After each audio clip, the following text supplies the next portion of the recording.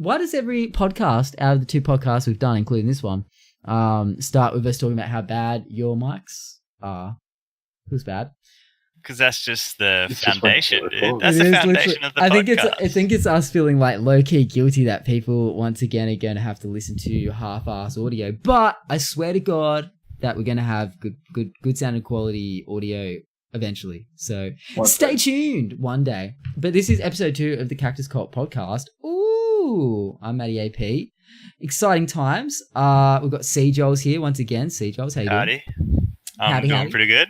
Ooh, good to hear. I haven't asked you how you're doing yet. Actually, wait, maybe I already did, but you know. I'm doing good, man. I just went to KFC a little earlier. I told Ando about this. Oh yeah, well, yeah, you guys. And I got myself a $10 popcorn chicken bucket, man. Ooh. Wait, I'm feeling slightly queasy, slightly greasy. You know, I feel a bit greasy, a little bit of shame, a little bit of guilt, but happy overall. Nothing I can't sleep off. I think Dave Hughes made the joke a while ago that what is it? I don't know if this is a bit too forward for the podcast, but he said something like KFC is like masturbation. It feels good while you're doing it, but after you feel bad and a little bit sticky. Yeah. Yeah. And then you're just like, I didn't need to do that. Yeah, you just that was a waste of time. You feel guilty about it. So there you go. I've got my bag of greasiness sitting right beside me. Ooh, wait, you're still going? Or is Dave Hughes is more accurate than we thought, right? Your bag of Ando, how you doing, man? It's been a long time. Yeah, doing pretty good, you know. Usual. Oh, cool. That was like a less exciting story than C. Joel's. Come on, bro. Live it up. What's been happening? How's the rice factory? How's the rice factory? What? Oh, God. How's PAX, Ando? Oh, dude, PAX was amazing, you know. Oh, well, good. Well, I met nobody that chef I was going with that. Never mind. If anyone listening, we're going to be talking a fair bit. This will be almost like a special PAX recap edition of the podcast. I'm acting like we've done so many. This is literally the second episode. We've taken we took a break from the podcast for a while. This is a special edition episode, a PAX recap. It's legit just the second episode. There's no format still. What do you mean? This is like take 67. Bro. Well, you know, last week it was almost we're gonna have to do a take 2. I'm hoping everything. Wait, talk. Can you guys talk for me? That's good. Yeah. Oh, guys, looked at the levels and I was thinking for a second you weren't pinging. That would have been a mess. Actually, speaking of a mess, and things not recording and things going wrong, I feel like my Instagram game's been a bit weak lately. So basically, Tay lent me her car, or lent me and CJ her car to drive to PAX, which is in Melbourne. We drove from Sydney. Because I don't have a car at the moment. I didn't get mine registered because fuck that shit. It's very expensive. I don't drive that much. So anyway, her stepdad has an old school Jag that's like 40 years old from like 1970 or something like that. So she borrowed that. It's a beast of a car. It looks amazing. So before she was handing it back, I thought, well, why not go get some photos, like Instagram photos, like, you know, have me sitting in it, look kind of a bit more retro, like it looks sick. Get some flex shots. Yeah. I even got, so we went down to the park, in a car park. We had like the bush behind us. I wanted to kind of get in more of an urban environment, but we just figured it was easier to take it there. And we got all these shots. Like Tay was taking heaps of photos. I took a few of her. She took mostly them of me because I wanted to put my Insta. I was like, oh, this is sick. She's showing me the photos back. I'm like, oh, yeah. Is she a good Instagram wife? She's the best Instagram wife. Yeah, she. Oh, because of like the Insta husbands where they like, yeah. I got an Insta wife. No, 100%. But I repay her. I take her photo if she wants. But usually it's me just like, I don't usually ask for photos unless I'm really like, unless I have Insta in mind. You know what I mean? Huh? Unless you really want it.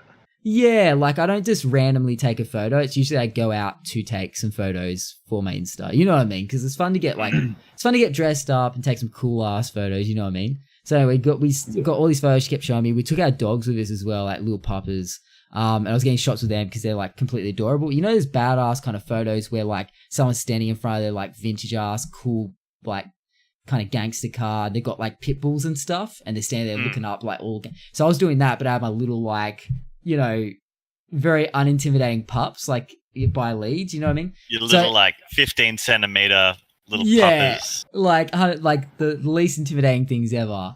So we got heaps of really cool photos.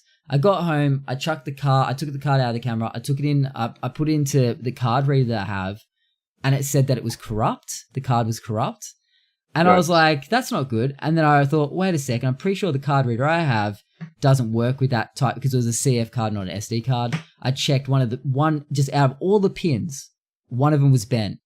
And from that, it actually corrupted the entire card. We lost all the photos. I tried recovering the photos. It recovered photos from like a year ago on that card. Didn't recover the ones we just took. Damn. So we lost them all. Car's gone.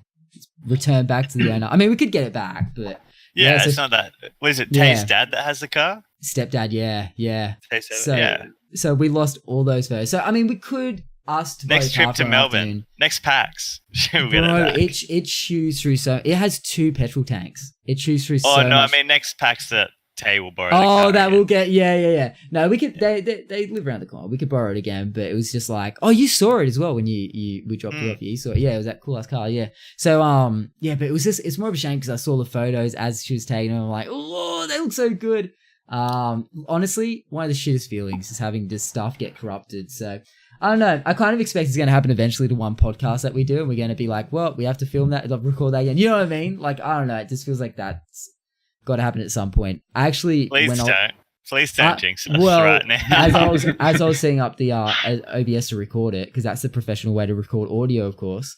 I looked in the settings, and I'm recording the audio as an MP4. And it actually has a warning in the settings saying that if your OBS crashes during recording, it won't just save the bit that you've done. You will lose all of it. Yeah. So it's like, yikes. I've had that happen to me before. Yeah, so I'm like, so that's what makes me think about it. I'm like, good luck to me. Good luck to us. We may be doing a second one eventually. But let's not worry about that today. But anyway, I thought I'd kick off with that story that everyone's fallen asleep by. But yeah, just... I guess if you got 2, and that the camera that Tay was using actually has 2 card slots as well, but she only had 1 card in, so it could have been avoided, but it's a bit of a feels bad moment. Never lucky, man. We have another story later in the episode. Another never lucky story. Let's call this a never lucky episode. The never lucky podcast. Yeah, we may as well change it. Stay tuned, because Seajols and I have a story of something that happened on the way back from PAX. Not great. It's mostly your story. I just witnessed it firsthand. I don't know if I like that you witnessed or you didn't. I don't know. It's awkward. But we'll tell that a little bit. We'll hype it up a bit. But yeah, we haven't told anyone. I didn't tell anyone on stream today. I'm surprised people didn't try and fish it out of you. I know they kind of gave up grilling. I said I think they didn't care. Yeah, I think maybe the stories are shit. No one cares, but we'll find out. You'll hear it anyway. And then you'll care. God damn it, you better care. All right, so we'll start, I guess, quickly with what we've been playing. I guess we won't ramble too long because it's probably the same shit we've been playing last week. CJOS, you want to go first? Sure, my man.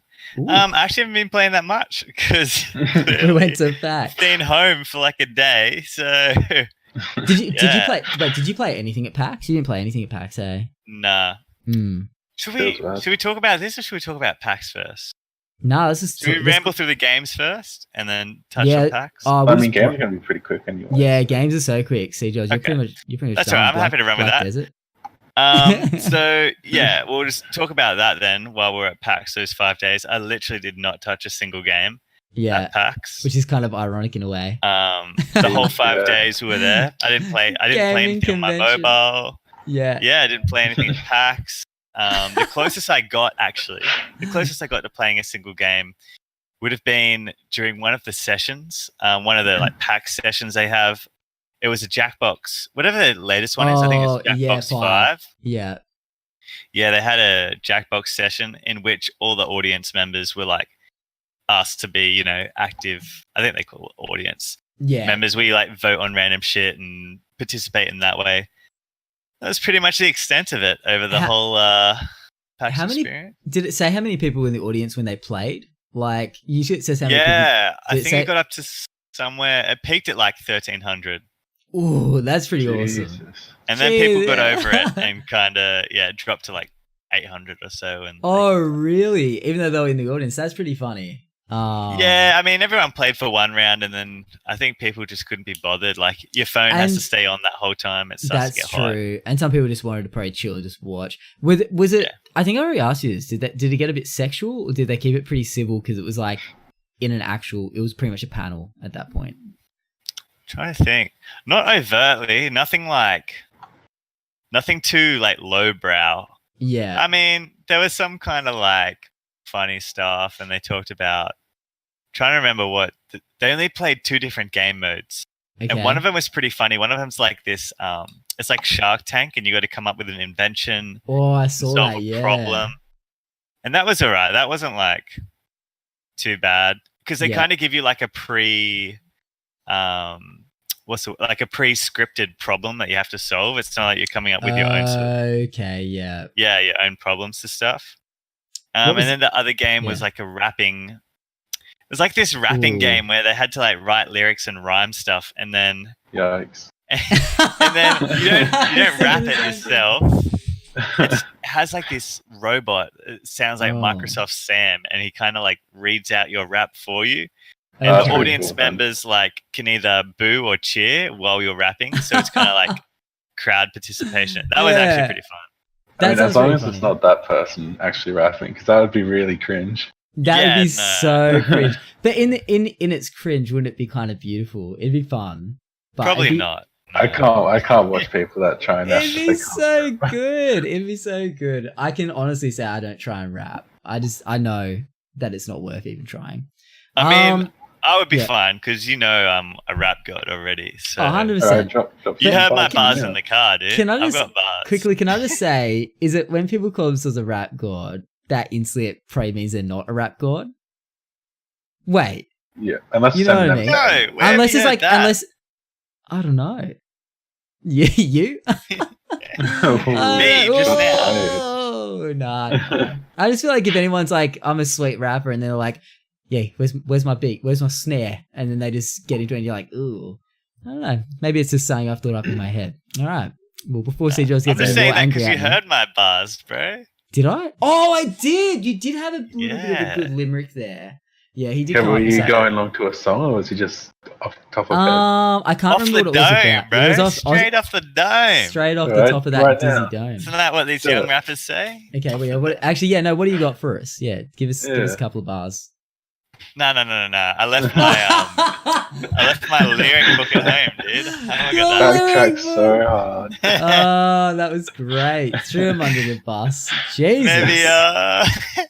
Maybe one of the future podcasts will have a rap podcast. All right, we can make that happen. All We'd right, at least need to chat through it before we fucking just roll it. That's pretty good. No, we want you on the spot. You know. Nah, Was- it's like my Travis Scott ad libs, man. I just gotta feel it in the moment. Yeah, can you do an ad lib for us? A Travis Scott. That's something to look forward Oh, to. That's something to look bro. forward to. I have to say though, wasn't there a clip of Kanye a while ago on he was on like a radio show, and they had a thing where whenever they got a rapper on, I think it was always rappers, but every episode when a rapper came on, they had to they put like a backtrack on it, and the rapper had to kind of spit some bars just straight from the top of their dizzy dome. Ooh! Yeah, there's and- definitely shows and- like and like there's been some greats on there, and then Kanye comes on and he's just like, yeah. Oh, mm." yikes. and then he's just shrugging like, I don't know what to do, and it's like, oh, it was so bad because he clearly, I don't know, he just mustn't know how to go straight off the dome, but it was very cringe. I recommend No. I gotta stop saying that. It makes me sound like I'm not cool, but I can't think of It makes you sound unbelievably white. Yeah. I didn't want to say it. But yeah, definitely worth checking out that piece of cringe if you can find it. Was that an ad lib? Hey, nah. Nah, I'm just saying, hey, bro, nothing wrong. Bro, there's white rappers out there. Do your thing, man. If that's, Yeah, if that's your 100%. reign, that's your lame, just run it, no. bro. I'm legit the worst rapper you will ever come. I can't rap this shit. I'm not quick enough. I'm too slow. Too much of a lazy you hear that? Australian Next stream, everyone has to harass him to rap. for a little bit of freestyle. Okay, maybe next episode we'll all bring some bars. But you can't Dude, have I told you about this BDO streamer called Joe Never Fails? I don't think so. What's the deal? He freestyles for every single sub he gets. What? Legit freestyles, like improvises usually with like the subscriber's name, and will try to turn it into some really like Is he quite cringy, hard to watch rap. But oh really? dude, Ooh, props that's for, kind like, of fun. giving it a go. I feel like I've seen someone that does something like that. There was a streamer back in the day. He probably still is a thing. I can't remember his name. Shit. And when something big would happen, like maybe a big dono or something, I remember he got hosted once by someone, and he dropped like a crazy rap. That like, and I followed him from it because I was like, that's crazy. But he didn't do it for every sub. Every sub was pretty wild. Like that's man. That's a lot of effort. Like I don't want to sound a dick, but subs aren't worth that much. No, I'm kidding. Ooh, Quickly leaning into that though. No, I know. I dance for every sub, so that's something. I feel like that's putting people out of you call misery. that dancing, bro? That's like moving in your chair, man. It's like nursing home dance because I'm stuck in my chair. Once I get my wireless headphones, I'll probably start doing something a bit more exciting. I will hold you to that. Going off that, there was the guy at TwitchCon. I mean, I wanted to talk about it later, but there's not much to say other than he said that he had the god complex and that his viewers didn't matter, or he was that he's better than his viewers. He said that he was above them, above in like them, some weird, fucked up way. He doesn't see them. You can play the soundbite, right? You can find it and play it. Let's pull it up. May as well do it now. We're talking about it already. Wait, did you finish what you've been playing? No. All right, we'll do this first, and then we can get to the. Don't you love that we said we'll just blast through this, and we're not even finished. Go to a different topic. I know. All right, what have you been playing? We're all ramblers. So literally the Jackbox thing that was all right, but it is what it is. I mean, I'll be honest. You don't really feel like you're playing Jackbox unless you're actually in the game. Audience members. That is very You know what I mean. Yeah, I agree. As fun as it is, it's very novel, and you can do it a couple times, and then, Yeah, 100%. Because I can see why people would have dipped off. 100%. So after that, I would have gotten home yesterday. Jumped on a bit of BDO, caught up on a couple of things for the week, and then actually yesterday got back into a little bit of Rust with Ando and Descendant. Ooh. Jumped on a little trio server, and showing Ando it's actually Ando's first time playing Rust, so I'm showing him the ropes. Okay. Yeah. Got a kill as well. Yeah. Breaking him in right, Nice. That's about it. All right. We'll have to jump in a bit of Rust at some point. I know you've been wanting me to play for a while. How long? That's interesting. How long ago did I buy you that game? Is there a way to look at Steam and work I'll look that it out? up. So Endo bought me Rust a while ago. Wait, Ando bought you Rust? I mean, Seagulls. They're the same person, actually. We don't even matter, actually. Seagulls bought me Rust probably over a year ago now. Now's going to want to download all that. I haven't opened Steam in so long. You know what? Actually, I think it's on sale right now. Sorry to derail that real quick. No. But speaking of Rust, I think it's on sale. Yeah, we were chatting to Giggler last night as well. Real quick. Oh yeah, I saw you guys jumped in. I have to admit, but I didn't say hi because I'm a joik. It's pretty much been a year, man. Exactly a year. So it was. Wait, wait a minute. Do Americans have their dates around the other way? It's either the 6th of November, or it's like June, July. Wait, is that June? Americans do their month first. Americans go month, day. Okay, year. So but sometimes Steam could have it the other way as well. So it's like it's probably the 11th of June last year. So it's been a while. It's been over a year. It's either a year or over a year. Damn. So and you have it installed or no? It That's says a no. yeah, Okay. no, because it says update queued, update paused. So yeah, So- I've installed it. Oh, okay. Yeah. Yeah, Nice. see? One thing I don't like about Rust though is your gender. Speaking Oh, of yeah. That's Siege, something Andy got a little hung up on. I So- tried changing it, right? Like I followed the things, and then I read some comments further down, and that dude later replied saying that it used to work, but they patched it. So I went like online, and then it linked back to that article of how to do it, and then it said they patched it in there as well. So it used to work, but So what's this all about? I have no you idea. What can't it's all you can't change your gender. And my dude's a male, an Asian male. So when Think about it. when you first open the game, when you've downloaded and installed it and everything, and you log into the server for the first time, you're assigned a character based on your Steam ID, not even your Steam name, like just based on, you know, like how your Steam ID is a random bunch of numbers when you first make it, like your Steam account. Yeah. So based on whatever those numbers are, it'll either make you male, female, white, black, Asian, Really? you know, tall, short, facial hair, So it's no like facial hair. RNG on your character. Yeah, Yeah. exactly. That's And there's crazy. no way to change it. Wow. Yeah. So I'm a buzz cut Asian female. And what are you, Ando? Are you a Asian male with a beard? I'm an Asian male with a beard, all Yeah. grey hair. There you go. He's like a little Wow. hipster Asian male, dude. You know, the ones that you see around just walking Hell in the inner yeah, city. dude. Crushing it. And I'm like, dude, I want a beard. Even if I'm a female, I just want a beard. And that feels bad, man. Well, that's a bit weird that they wouldn't let you. I feel like that's kind of like it does make it's kind of crazy. People like to have customization over their character. Yeah, they went for real life too much. Like you're born with it. Get over Yeah, it. Yeah. I actually kind of like Pretty it for much. that reason, a little bit, you know? That Like, is interesting, yeah. But in it's saying out that, of your control. in saying that, we're 2018, sex change is a thing. So Oh. Ross, step your game up. Oh, you're making that argument, are you? Jesus, we're getting political up in this bitch. Don't know if that's a can of worms we should open right now. I know, I'm nervous. I've already said stuff. I feel like there's already been two things I want to cut out of this, but Right, we'll well, leave it let's because just leave it at that. Cactus Cult Cast are now the most controversial podcast on the internet. All right. So wait, will we still talk about what Siege have been playing, or are we up to Amber? No, that now? was it. Literally, Oh. like Rust and BDO. I've been home for 2 days and I didn't play anything at PAX apart from Nice. Jackbox. Hell yeah, man. So, yeah. Somehow we spent like half an hour talking about it. I saw someone last week said we got to tighten this shit up. And we...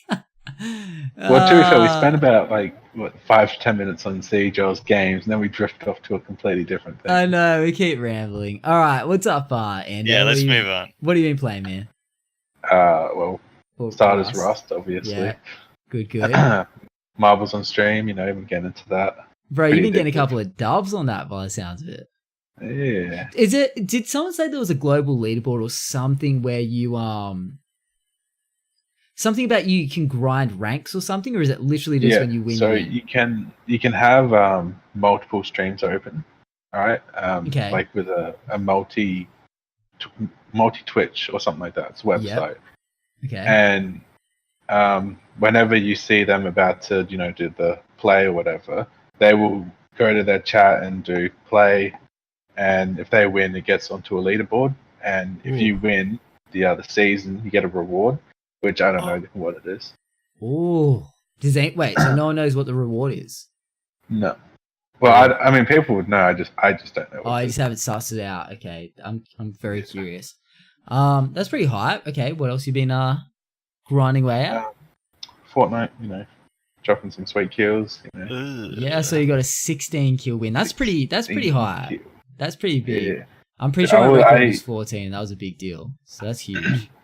I wasn't really paying attention. I wasn't building or anything. I was just rushing, but I didn't think I had 15 kills when it came to the last guy.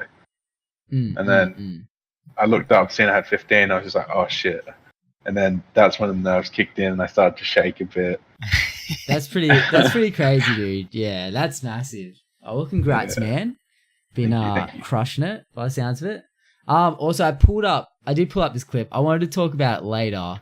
But let's just fucking roll on it now. Yeah. Well, it's fresh. Yeah. This is the clip of the this is the clip of the guy at the panel. Hold on. Actually, it's good because the people that are watching on YouTube, which is everyone, I can actually play this clip so they can actually see it. This is the guy. This stream is called Dust. I don't even know what he plays. I think he plays a whole bunch of stuff. He's not a massive streamer. But what he says is pretty wild, and it's definitely stirred some people up. Wait, this is the same guy. Isn't his name like Dustin? What's his full name? I'm not sure what his full name is, but he goes by Dust. Okay, I think he works for High Res. Yeah, I did hear something about that. Yeah. I think he's a High Res employee, and he was big in the Smite community. Yes, okay, when they brought that out. And then he's kind of just moved on to, I think he does Realm Royale now. Okay. Awkward. Okay. Yep. Yeah. Good game. All right. So here's the clip. Let's roll it. When I look for streamers that I want to relate. The strategy, you guys can't hear it, but I want them to be witty. I want them to be cool. I want them to have that unique aspect that all of us strive to have. But I need there to be a little bit of a relationship because I don't want to talk to a fucking wall. Okay, but. Well, part of the thing for me is I specifically don't want my viewers to have any kind of relationship with me. Fair. So like that's like it kind of works out, right? Yeah. I'm kind of like I'm hitting my goal, but No, you totally are. And as weird as that sounds, and it's kind of like low key like God complex kind of thing. Is I don't feel like many of my viewers should relate themselves to me because, and this is like super like kind of like kind of weird. Is like I do think of myself as better than. Or not better, but like bigger. This is going sideways. There's no good way to say this. I think of myself as like above the average person, so I don't feel like many people could relate to me. As like bad as that sounds, I know, but like that's just. Yikers, man. Ando, I don't know if you've seen that clip. Have you? I was just thinking that as we were, waiting for the clip to end in silence. I was like, I actually don't know if Ando has any idea what we're talking about. I don't know if you've seen it. No idea. No All idea what you right. guys are talking about. To briefly put it, the streamer called Dust, he was at TwitchCon, which has just happened over the weekend, and he was in a panel, and he mentioned that he was essentially he got a bit, I don't know what I mean, everyone's listening has heard it, but essentially he was doing a Q&A, right? It was a Q&A, and a viewer. Oh, was she? No, she was a viewer, right? She was a viewer, yeah. And she was saying she's looking for streamers that have something unique and something cool to offer and that she can connect with personally. And then that was his response, right? His response was, that basically he doesn't want to have any personal connection with viewers, that he sees himself above the average viewer. And he said it was some sort of God complex thing and that he sees himself as better, which is just kind of crazy. But the crazy part, and pretty much everyone has seen that clip, I would have thought by now. But the crazy part is that he's just rolling with it now. There's no apology, which is fine. You don't have to give one. He hasn't given any apology. He's now just kind of rolling with it. And I think from what I can gather, he's calling his community the above averages, which I think is pretty funny. And I almost have to say, a bit of a props to him because he could have apologized his ass off and it would have come across ingenuine.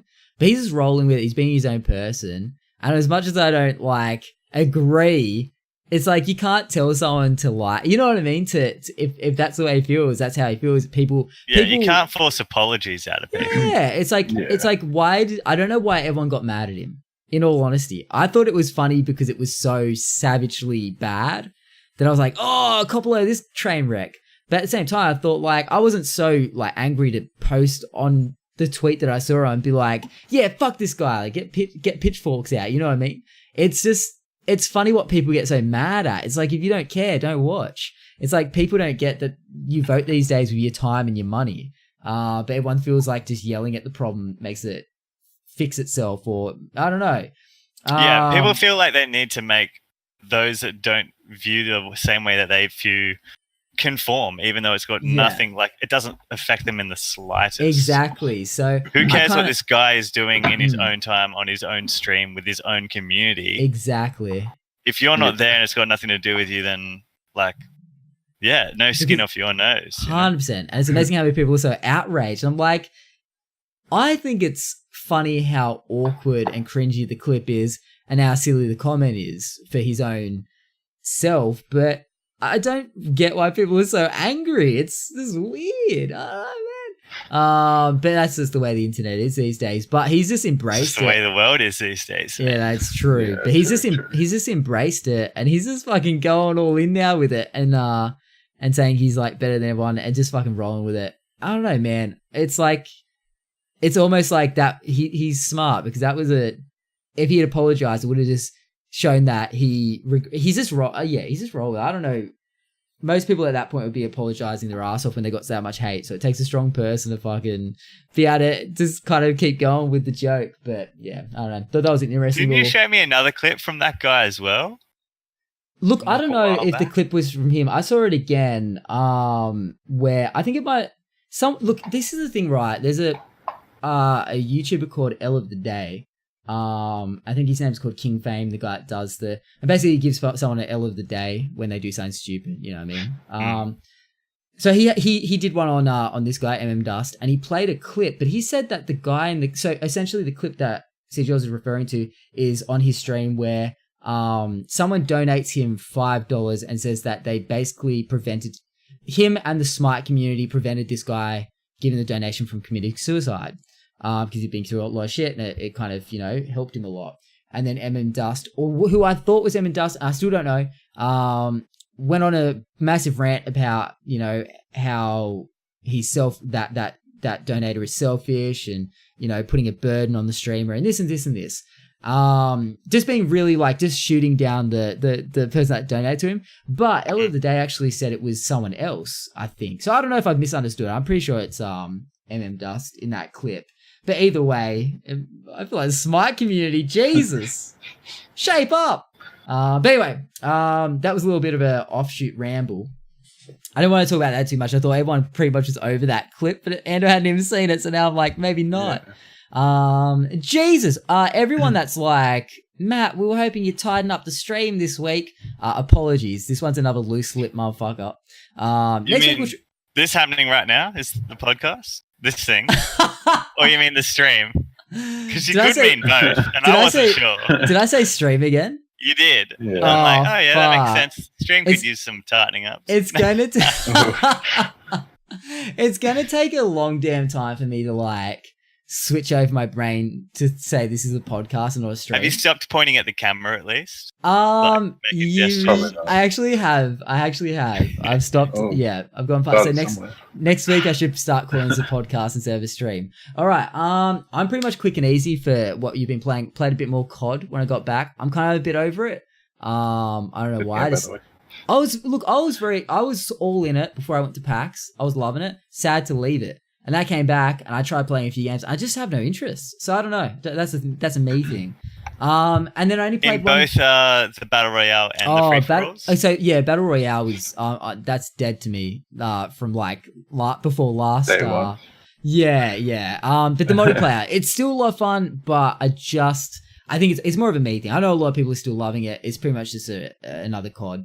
And I think I've just kind of gone a bit I'll still play it, but I don't think I'm going to be grinding as hard. I think the hype is over for me. And then at PAX, I only played one thing because the lines were horrendous. And I think we'll talk about in a little bit about just PAX and the overall experience. But towards the end of PAX on Sunday, which was the last day, the line to play Kingdom Hearts 3 was super fucking short. Actually, there was no line. Everyone walked in. There was one little bit of line left. Everyone started walking in because there was screens available. And me and Dark Goddess just jumped into the line and walked straight in. So I played a little bit of Kingdom Hearts 3. I played a Toy Story part. It was more cutscene than game. You could pick from two different things. You could pick from a hectic boss battle or explore Andy's room in Toy Story. And because I'm a lazy fuck, I just went to explore Andy's room. Or an epic boss battle, and you chose the cutscene. Bro, I was so tired from PAX. I was like, I do not feel like battling a boss at the moment. I kept looking over. I felt like an absolute dweeb because every single person was playing the boss battle. I'm here to stand there holding a controller like an idiot, not doing anything, watching a fucking episode of Toy Story. I mean, I guess it's more of a but the thing was, I heard that. Wait, I don't know who told me this. You might have been there, CJ, but someone said because I was like saying that Woody Woody? Yeah, Woody sounded a little bit different. Oh, Dark was telling us. Dark. I'm like pretty sure. And we haven't. Yes, it was, and we haven't fact checked this shit. But this is what we heard. So podcast fact checking not great, but I found Woody sounded a little bit. It sounded like Tom Hanks, but just like a little bit off. Something felt like his lines were so fucking. It sounds off. It's probably his brother. It was. That's what Dark said. Yeah. Apparently, it's Tom Hanks' brother, the one that I had no idea. Me or Maddie had no idea. Yeah. That's crazy. I heard about it, so I looked it up myself, and I went to IMDb, and sure enough, it was his brother. Crazy. Well, there you go. Confirmed. Fact checking 101. Thank you, Anna. We need like a fourth guy that just kind of like sits off in a production booth. We need a producer. Google searches for us. And tells it, and like we have little earpieces where he tells us to hurry the fuck up when we're talking on something too long. You know what I mean? We need someone to like speed us up. Yeah, producer, we need one. So I thought that was interesting because I was playing it thinking something's a little bit off, but it did feel like I felt like I know the whole game. It's not a Toy Story game, but I felt like something about it felt a bit awkward to me. I don't know what it was. Their lines felt very like slow, and I don't know if it's because it's game and like they were kind of like, you need to get up to that window to climb out to the roof, and I'm like, this sounds so fucking like, you know what I mean? Whereas Toy Story is like a bit more usually, you know. I feel like maybe because they were trying to explain what you had to do, it was a bit more drawn out, but it felt kind of awkward to me. But that's just I don't know, that might just be me. But it was interesting to hear, that Woody was done by a different voice. Funny to hear Tom Hanks' brother. He's getting the scraps of what Tom Hanks doesn't want to do. What a life. What a life to live. What a life for him.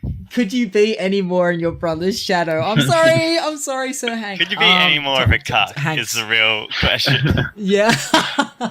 Yeah. What is his name? The brother, do we know? I should know it. I mean, does it really matter? Like that's he's Tom Hanks' brother to me, you know? And you know what? I feel like I'm kind of unsure. I feel like partially if my wouldn't you feel kind of like you wouldn't want to do it just because it's so much in the like, you know what I mean? Like you're literally picking up the scraps of your brother. Money is money, bro. But then you think $20 is $20. But I'm thinking like surely his brother has enough money and he doesn't need the work. This is me just assuming. But if they couldn't afford Tom Hanks, then the reason they did Tom Hanks' brother is because they couldn't afford Tom Hanks, so they went with Tom Hanks' brother. But he probably has, I don't know, something about it. The whole thing weirds me out. I don't know why. I don't know. The whole thing just makes me confused. What do you think is an acceptable rate for Tom Hanks' brother? Jesus, like it's 20% of what they would have paid Tom. Like 30, like half, 10%, like a quarter or something. Yeah, maybe. But that's all speculation. Ugh. I mean, we can't even think of his name, so that's kind of saying something.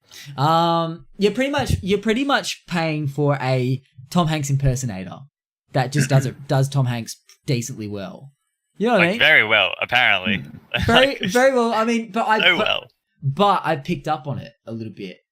He was the one that was like, he sounds a little bit off. His lines just felt a little bit, and this is funny because it's like, I'm glad no one told me before I played it and listened to it. Like it was my own brain saying something sounds wrong with Woody. Like it just sounded a little bit like his lines were so dry. I don't know. He just was like almost unenthusiastic, as if he was going to have a good cry after it. Was it his accent or like his inflection? It was the inflection. It was like almost the energy put behind the lines. Didn't sound like Woody where he's like, hey, you know what I mean? It was just like, hey, we have to get up there. Like it was it's like depressed Woody. Like, hey, less fortunate Woody, yeah. We have to get up there, all right. Yeah, it sounded like there was a saying missing. There's a snake in my boot. Yeah, like the passion wasn't there. It sounded like he was getting paid 10% of what Tom and Hanks it was like the brother of like the guy who originally did it having to pick up the pieces. Like, yeah. So I played that. It was good though. I actually haven't been excited for Kingdom Hearts. I didn't play all the other ones. I know, Sumi, but it looked good and it was fun to play. I enjoyed it. I wasn't losing my mind over it, probably because I didn't have the nostalgia of the original ones, but I'll play it either way. I think it'll be a fun game. I really enjoyed that, like, you start in Andy's room and, you know, your Sora, or whatever the main character is, actually, like, turned into a toy himself, with Donald and Goofy as well, from the Disney bloody franchise. They were also turned into toys, so it was very Toy Story kind of thing. And I like the fact that I don't know, the room was nice and all, but then you were able to climb out the window. We had to climb out the window, and you go on the roof and you jump down and you actually run down the driveway, and you're running down the street, and there's all like the houses and cars and stuff at either side of you. But you felt that scale of being like really small and something like a toy, and all the toys are running with you, like from Toy Story. And something about it was, I actually really really enjoyed that. I don't know.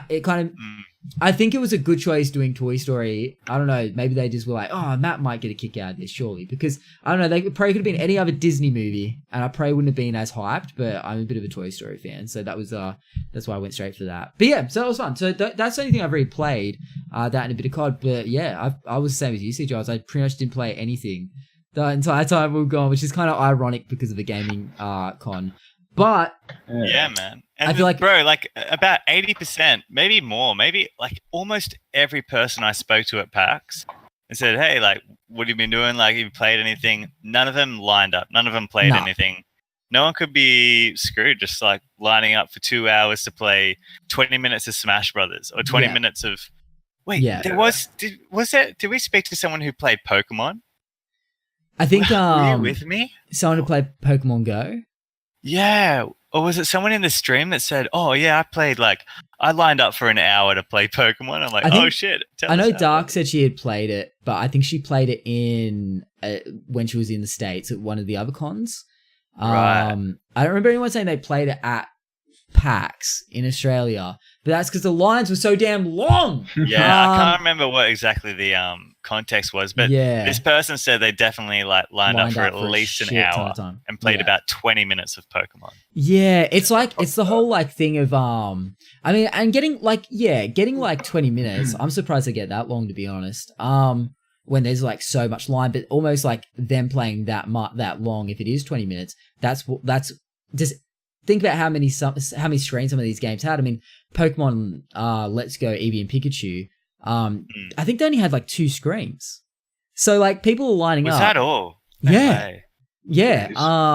So which blows my mind, because I'm pretty sure like Spider-Man, which has been out for like 2 months or something, had like fucking 6 to 8 screens or some shit with 2 screens between like 4,000 people. Yeah. Isn't that just like, why the fuck unless did you think 2 screens is a good idea? Unless these motherfuckers were hiding some other screens somewhere, but it looked like it was cool. They actually had one of the coolest sets though, because their sets were made to look like a Pokemon and a Pokemon Center. They merchandised it really well. Yeah, it looked real good. All the Nintendo stuff looked really nice. Just wasn't practical.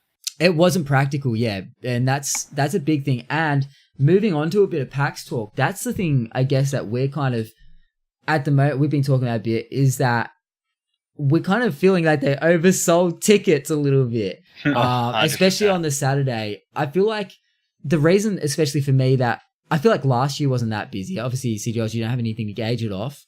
Someone as well in the stream today, that when I streamed, they said they felt like it was a lot quieter last year. Saturday was a mess. I feel like there are too many people and it was uncomfortable. I know that like I get it's hard, right? I remember going to like car expos with my dad or something like that when I was younger.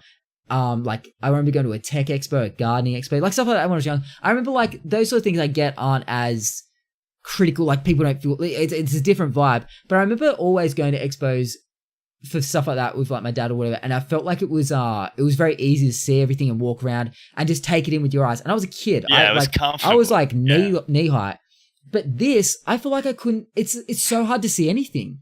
There's too many people in the way. The crazy part is the last 2 hours on the Sunday, just before it wrapped up, I started walking around as people were leaving, and it was starting to thin out a little bit. The crowd was thinning out a lot, and you could really walk around a lot more freely. I started noticing all this stuff that I didn't notice after. We were there for 3 days. We went to the con every day, and we probably spent about 4 days in the convention hall every day.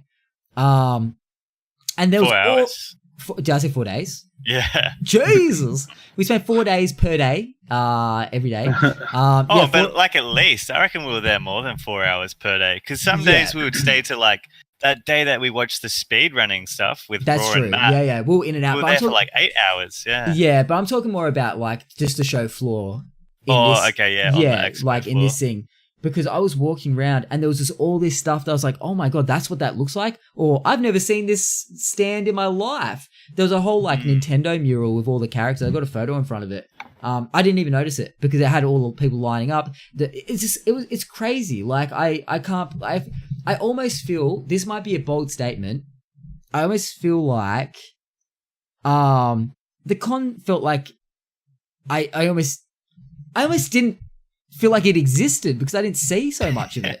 And that might be my own fault because I spent too much time socializing instead and just talking to people. But it made me not want to suss anything out because it was too much effort.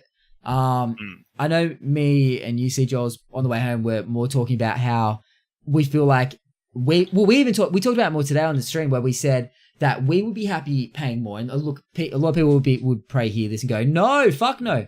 But like we would honestly pay, instead of 170 or 175, how much the ticket was for a three-day pass, we'd be happy paying like $200 for them just to sell slightly a couple of passes.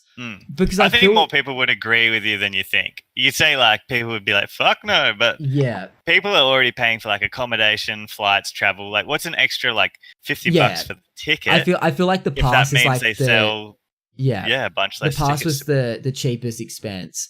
The Saturday, look, the Friday was okay, but the problem was that we didn't really expect it to get. I guess we knew it would get a little bit more busy. But the Friday we were so bent on like catching up with people and this and this. We were like, we weren't playing again. Like we didn't really fuss about the games because we had 2 more days. But then Saturday was just mind-boggling. Like how I mean, it was shoulder to shoulder. Like it was so uncomfortable trying to get anywhere. And like I said, I just felt like I couldn't see anything.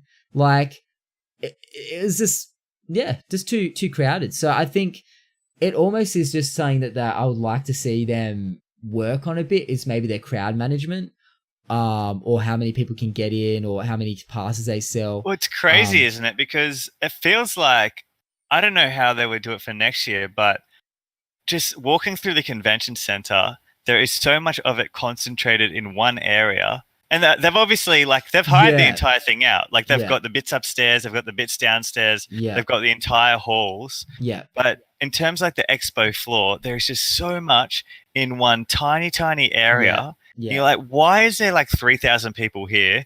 And you'd wander the rest of the convention, like, center, and you would see, like, 10 people in a room that's, like, 200, 300 square meters. And, like, what the fuck? Like, why can't we, like... Just 100%. Kind of like delegate a little bit more. Like they had some of the Jackbox stuff and some more interactive things kind of in that forecourty area, but like in the foyer, I think they need like giant, in that foyer with the theaters, like where you line up. But I think they either need to do that a little bit more because I think it lended itself to a bit of an unpleasant experience to 100%. Everyone there, and it kind of just goes back to less is more in that regard because. If you're having a more pleasant experience, you're more inclined to try things, you're more inclined to buy things, test things. Yeah. And then the people who've actually set their stalls up, you know, that have become a part of PAX because they're like, I want to get my product out there. I want people to try it. They're far more likely to actually have people take their time a little bit more and kind of more intently look at it seriously and line up to see it. Like if the lines were even like, half or like a quarter as long as they were, I wouldn't mind lining up for like 20 to 30 minutes to play 20 minutes of the newest Pokemon game, you know? Yeah. But it's because they were so outlandishly like long.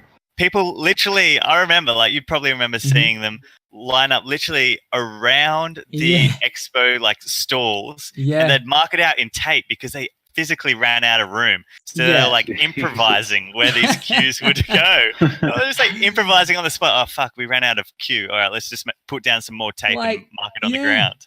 100%. That's crazy. I feel like people were waiting so long that it's such a big chunk of their PAX day. Like, you had to really know what you wanted to see if you actually wanted to see something. Like, if you wanted to play certain games, you had to damn well know. If you only got a Saturday pass, I would never recommend just getting a Saturday pass. Because 100%. Like, get a Sunday pass. If you just got a Saturday pass, you'd feel a bit like, you would get there and feel frazzled at like, what am I going to actually do first? I have limited time. It's my only day, and the lines are a mile long. It's crazy because, yeah, you're right. They had everything, like all the video game stuff, and computer game stuff, it was all packed into like one hall, which really, like, when there's that much stuff, it felt very compact. But then they had I guess a second hall that's exactly like right next to it. And pretty much it's the same hall, but it's like kind of got a divider down the middle, I guess, between the two. And that second one was exactly the same size as the video game one, but that was all like the tabletop and card game section. They did have a PC, like free play and VR stuff section up the back. But like, it's funny how many people said they just went there just to get some fresh air and just to get away from the crowd, because it just there wasn't as many people there. It was just mismanaged, the whole like area and kind of like the setup preparation. But I remember the first day we walked around, I even pointed out like kind of that area that we saw Red playing his PUBG tournament. Yep. Like, Well, that's one. The back of the expo wasn't even finished setting up. It's kind of like they just gave up with the barricades like halfway towards the end. Yeah, and you're right. Yeah, because we saw like they had a VR free play, and there was no finesse went into it. It's like they just threw a couple of things there, and we're like, oh Jesus, like that's a little bit odd that it's so unfinessed when you think about the front of the expo being just everything so like, showy. The back looked very, just unfinessed. It seemed like they ran out of time.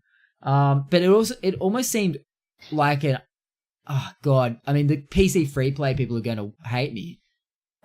To me, it seemed like a waste of space. I feel like maybe they could have put the PC free play out in maybe even that whole hall, like the expo center in a whole is huge. When we started walking around looking for certain rooms that panels were in, on the Saturday night, I think it was, we're trying to find a particular panel room. There was so the Generosity many rooms. Speedrun, the Generosity speedrun thing, which was more of a meme.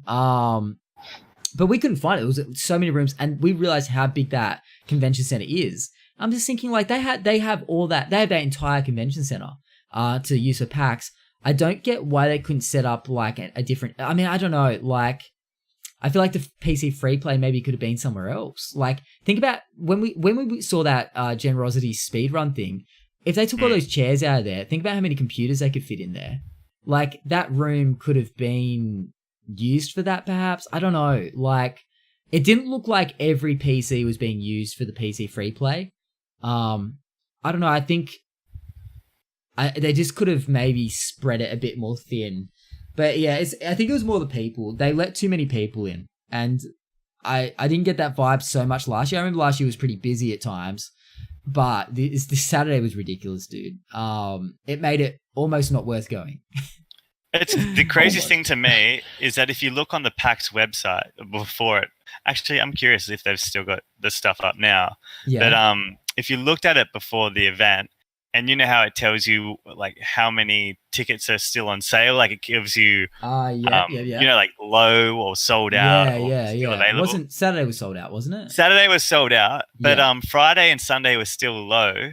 Mm-hmm. The 3-day passes were sold out, but the international 3-day passes were still available in like its entirety. It's just crazy to think how many more passes were they really like willing to sell? Yeah, 100%.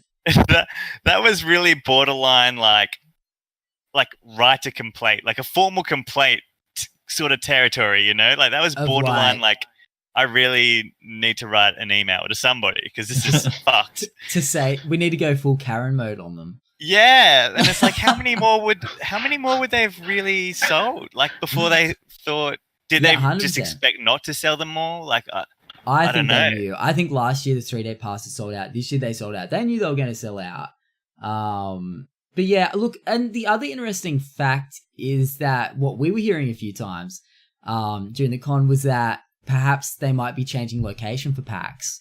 Some people seem to think maybe even next year it might be in a different place.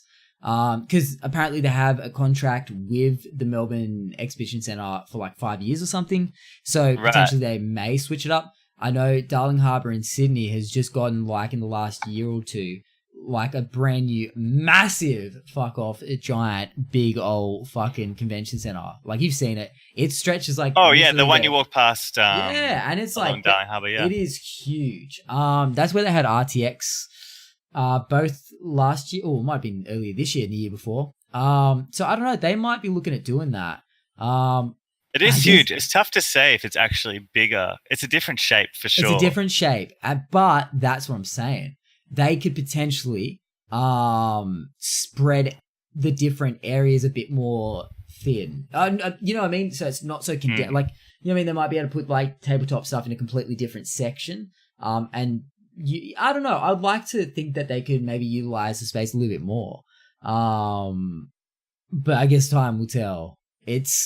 I hope next PAX is maybe a little bit more comfortable. I feel like it almost makes me feel like I could just gone there and just hung around outside the expo and just talk to people, because that's what I was doing. I did look with all this complaining. So you're not buying PAX tickets next year, is what you're saying? Bro, we are. We have to, because then your friends are going to go inside together, like be like, all right, wait out here.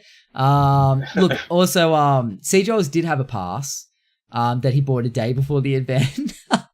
Yeah, for I did have a pass. I thought he already had his pass booked. Obviously the 3-day passes were well and truly fucked. Yeah, did you not know this, Ando? I thought he got it when you got yours. Yeah, funny about that, because I did too. I did too. Wait, you trust this guy to get his shit sorted, and actually, dude, I wasn't. Okay, so I'm not booking nothing until I know 100% that. So he literally waits to hustle. Ready to go. The day before PAX, the day before we drive there. I'm thinking, what would have happened if he didn't get a pass? Would have been interesting. Because the 3-day pass, exactly, the 3-day passes were sold out. And they'd been sold out for quite a while, a couple of weeks, I think, before PAX. So we road tripped down, CJs and myself, which was fun. I feel like it went pretty quick. But anyway, we were driving, and then CJs pulls out his badge from his pocket, I'm pretty sure. I was like, got my badge. And I was like, cool, man. And he's like, yeah, got it yesterday. I'm like, wait, what? No. At first I say, does it look like yours? Because I was low-key like, yeah, wondering if you got man, scammed. I actually have never seen a PAX ticket in my life. I hope this guy didn't just flog me some piece of plastic and charge me $100 for it, you know? Imagine. Yeah. And I was like, no, it looks pretty normal. I feel like people could very easily... Not saying do this when Cactus Cole isn't encouraging this kind of activity, but you could fucking make a fake one. Easy clap. Let me just check, actually. Give me 2. I'm pretty sure. I can't hear you guys. Put my headphones on. Oh my god. I low-key... Hold on. Let me just double check. I'm checking both my pack passes from last year and this year. If I can find it in my bag. It's here somewhere. Is that it? Oh my god, there's so much junk in my bag. But it'll be very interesting to see if they're the same. I mean, you won't... Okay, I can't find my other one. I'm pretty sure... Okay, I can't find it. But looking at my last year's PAX badge, it looks almost identical to this year's. Now, you wouldn't want to say, I'm not going to book it and take the other one and hope that it's just good enough. You know what I mean? Like, because it might look completely different the year after. But they don't really check... It's not like it doesn't have your name on it or anything. Like, no. If someone drops their pass outside the convention center and some rando walks past, they can very easily go, may as well go, because there's nothing. Pass. There's nothing linking that $170 pass to your name. So if you find it, you stole it off someone, you're in. Like, no questions asked. No one will ever say, where'd you get that? And no one can ever, I guess. I mean, maybe if they challenged you and wanted your details, like your name and everything, and said, did you sign up on, you know. I mean, I guess I could maybe but no one's going to grill you about it.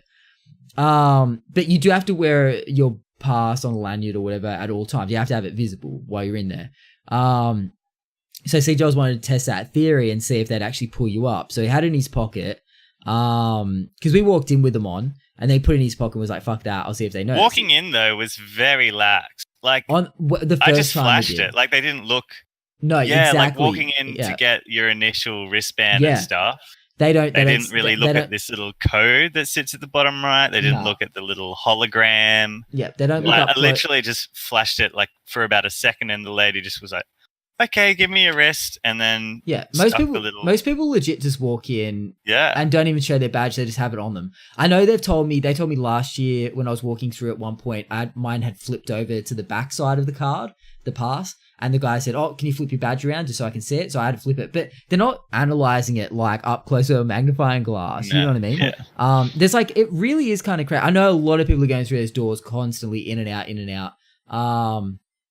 I say guaranteed over the weekend there was a couple of people that were in there without a pass. You know what I mean? I felt like but that's the thing. That's just getting to the convention hall. Someone could have gone into probably could have gone into a fucking panel or something. A session. Oh, 100%. Yeah, 100%. Like the one we went in that night, no one would have checked. Like you could have just randomly walked in and just hung out. Like, I don't know. Not that I'm complaining or anything. There's nothing to really be said. I think it's kind of funny.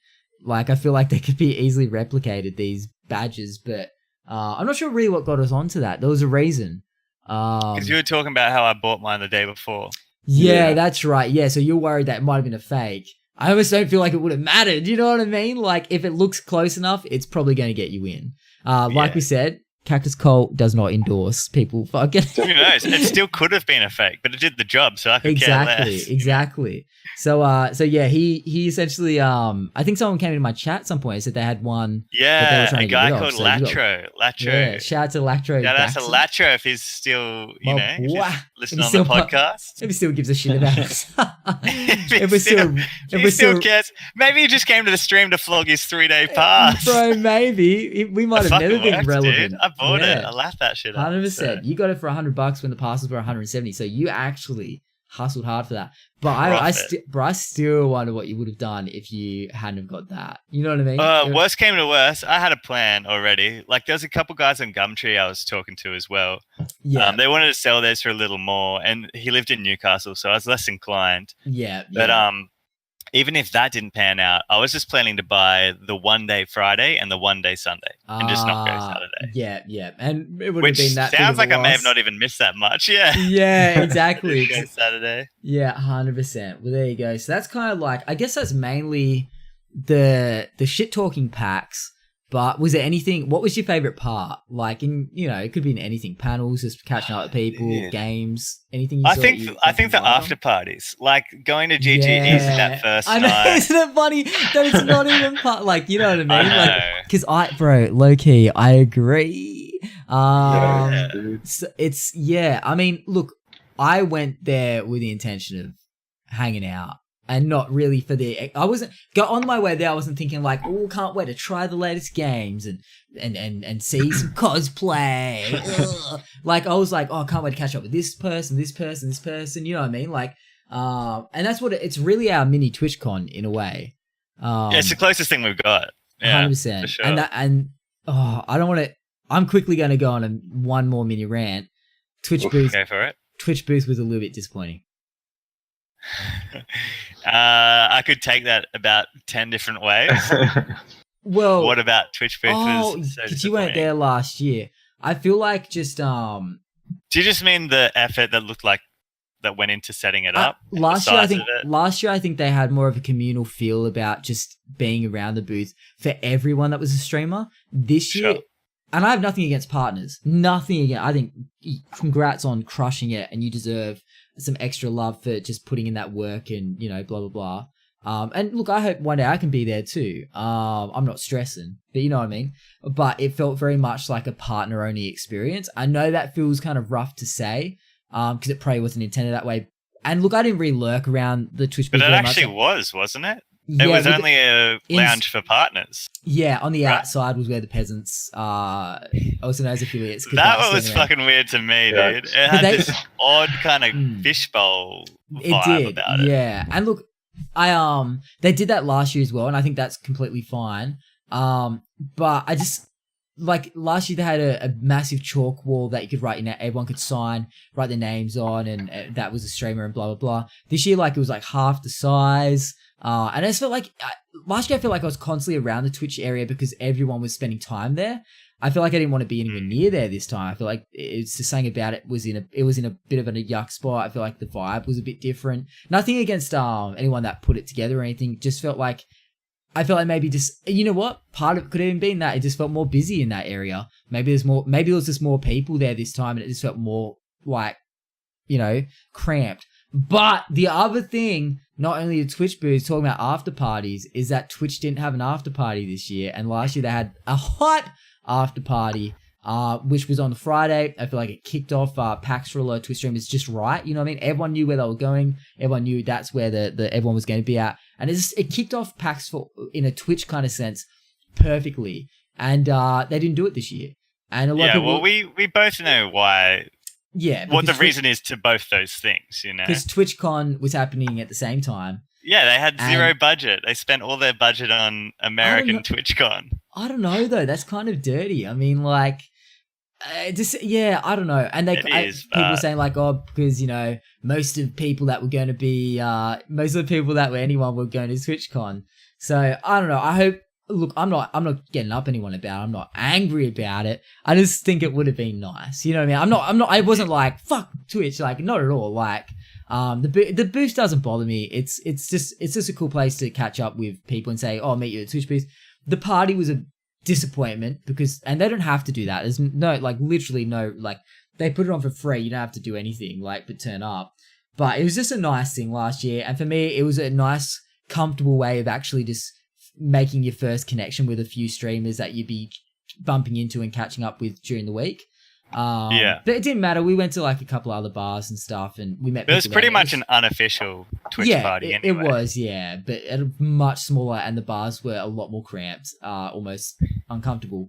So I feel like that one word is just going to sum up our PAX 2018. Too cramped, uncomfortable. PAX 2018. Cramped 2018.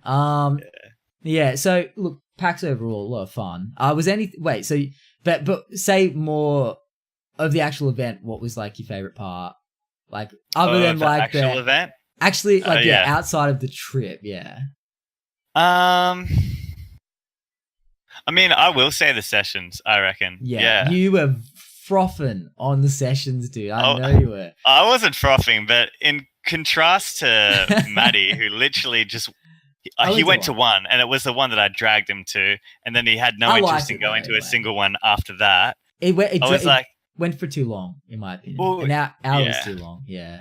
But yeah, hour was too long. Listen to this guy, bro. I know what you mean, but like, maybe it was just that one. For me, I feel like that's kind of what I paid for. You know what I mean? If I'm not there and I'm not going to be walking the expo floor and I'm not going to be lining up for games that are just going to come out in a month and I can play them at home anyway, then I feel like I need to get my content out in panels, in sessions. I went to, obviously we went to the Click one, not exactly by choice, but because the Bethesda one was fucking overflowing, so we just had to pick the next best thing. But it was all right. It actually exceeded expectation. I enjoyed it. Fans getting really angry at me saying that.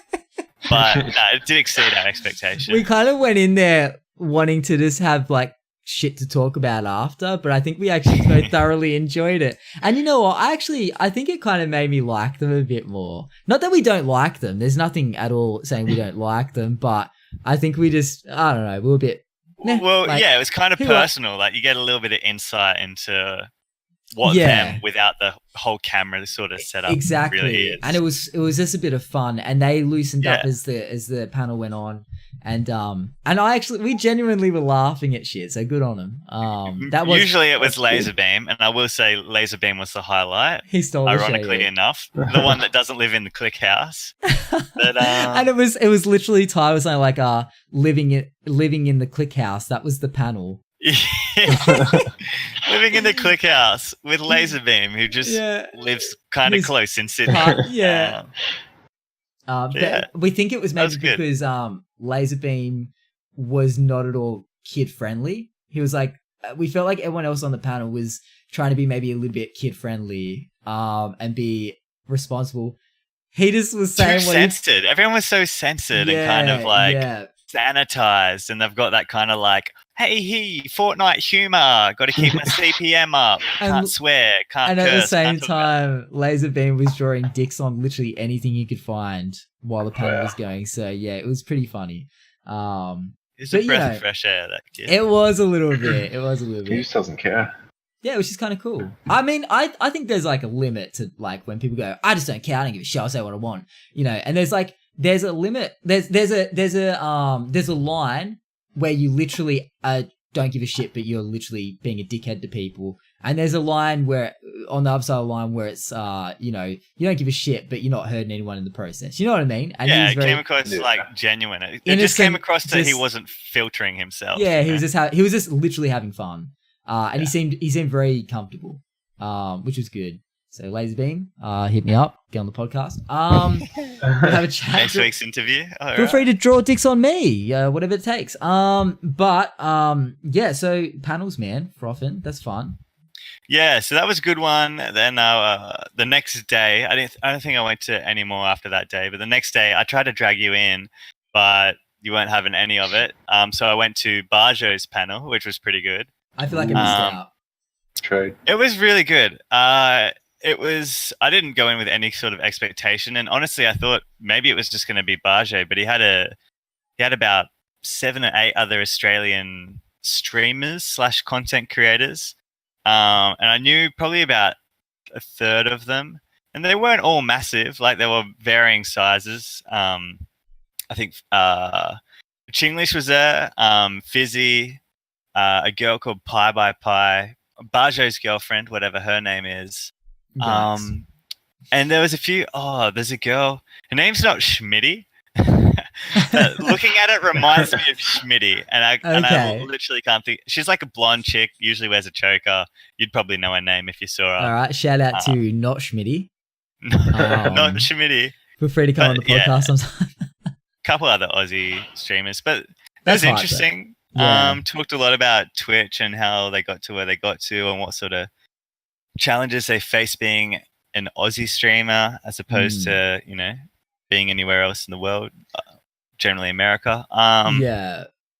There's that one, and then I went to obviously the Jackbox one. Can I just say quickly? Did they say anything? Because I almost feel like like I'm kind of curious now. What were they saying? Did they say there was downfalls to being an Australian streamer? Because I almost feel like, in a way, being an Australian streamer or being part of like more of the Australian New Zealand kind of part of the world, I feel like in a way we've got this, like, I feel like we have like a sense of like community of where we are geographically, whereas I think in America there's so many more streamers and there's so many more exposed streamers that it's not like they all huddle together and support each other just because they're American. I know what you mean. But I feel like because we're Australian and New Zealand, we all support each other. A lot of people host each other, Australian, you know what I mean? I feel like almost in a way we have support of our Australian, New Zealand brethren and sistren. But in America, it's almost like, well, who gives a fuck? You're American, just like everyone else. You know what I mean? To them, I'm sure. I don't think a lot of people host each other there or support each other there just because they're American. You know what I mean? I could be fucking wrong. Apologies if that's not the case. But I just know that the Australian and New Zealand Twitch community definitely look out for each other and are very, like, you know what I mean? Because of the fact we are kind of very much away from the rest of the world in ways. And I love that. I think in a way we're quite lucky to have that sense of community in that we all kind of help each other out. I don't know. I know what you mean, and I don't think they touched anything? on it too much. I mean, they touched on like shit things like Aussie internet. That's a big one. Yeah. Trying to get any kind of like sponsorship deals or like product deals as an Australian streamer, because the representatives of any of the companies that you know off the top of your head, like Razer, Logitech, MSI, like any of those kind of, even like gaming chairs, they don't have revenue to like just give Australian streamers in the same way that they would if you were an American streamer, because they've obviously got bigger budgets for bigger regions. So they talked a bit about that and what to expect, but I kind of know what you mean. I think for American streamers though, they find their community in the game that they play as opposed to the region that they're from. Because I know I've seen, like, back when I used to play like a lot of Rust, it would just be Rust streamers hosting other Rust streamers. Yeah. Or like Black Desert streamers hosting other Black Desert streamers. Yeah. Or Dead by Daylight, like so on and so forth. Yeah. But yeah, I think we do get maybe like the best of both worlds, because Australians will support you because you're Australian.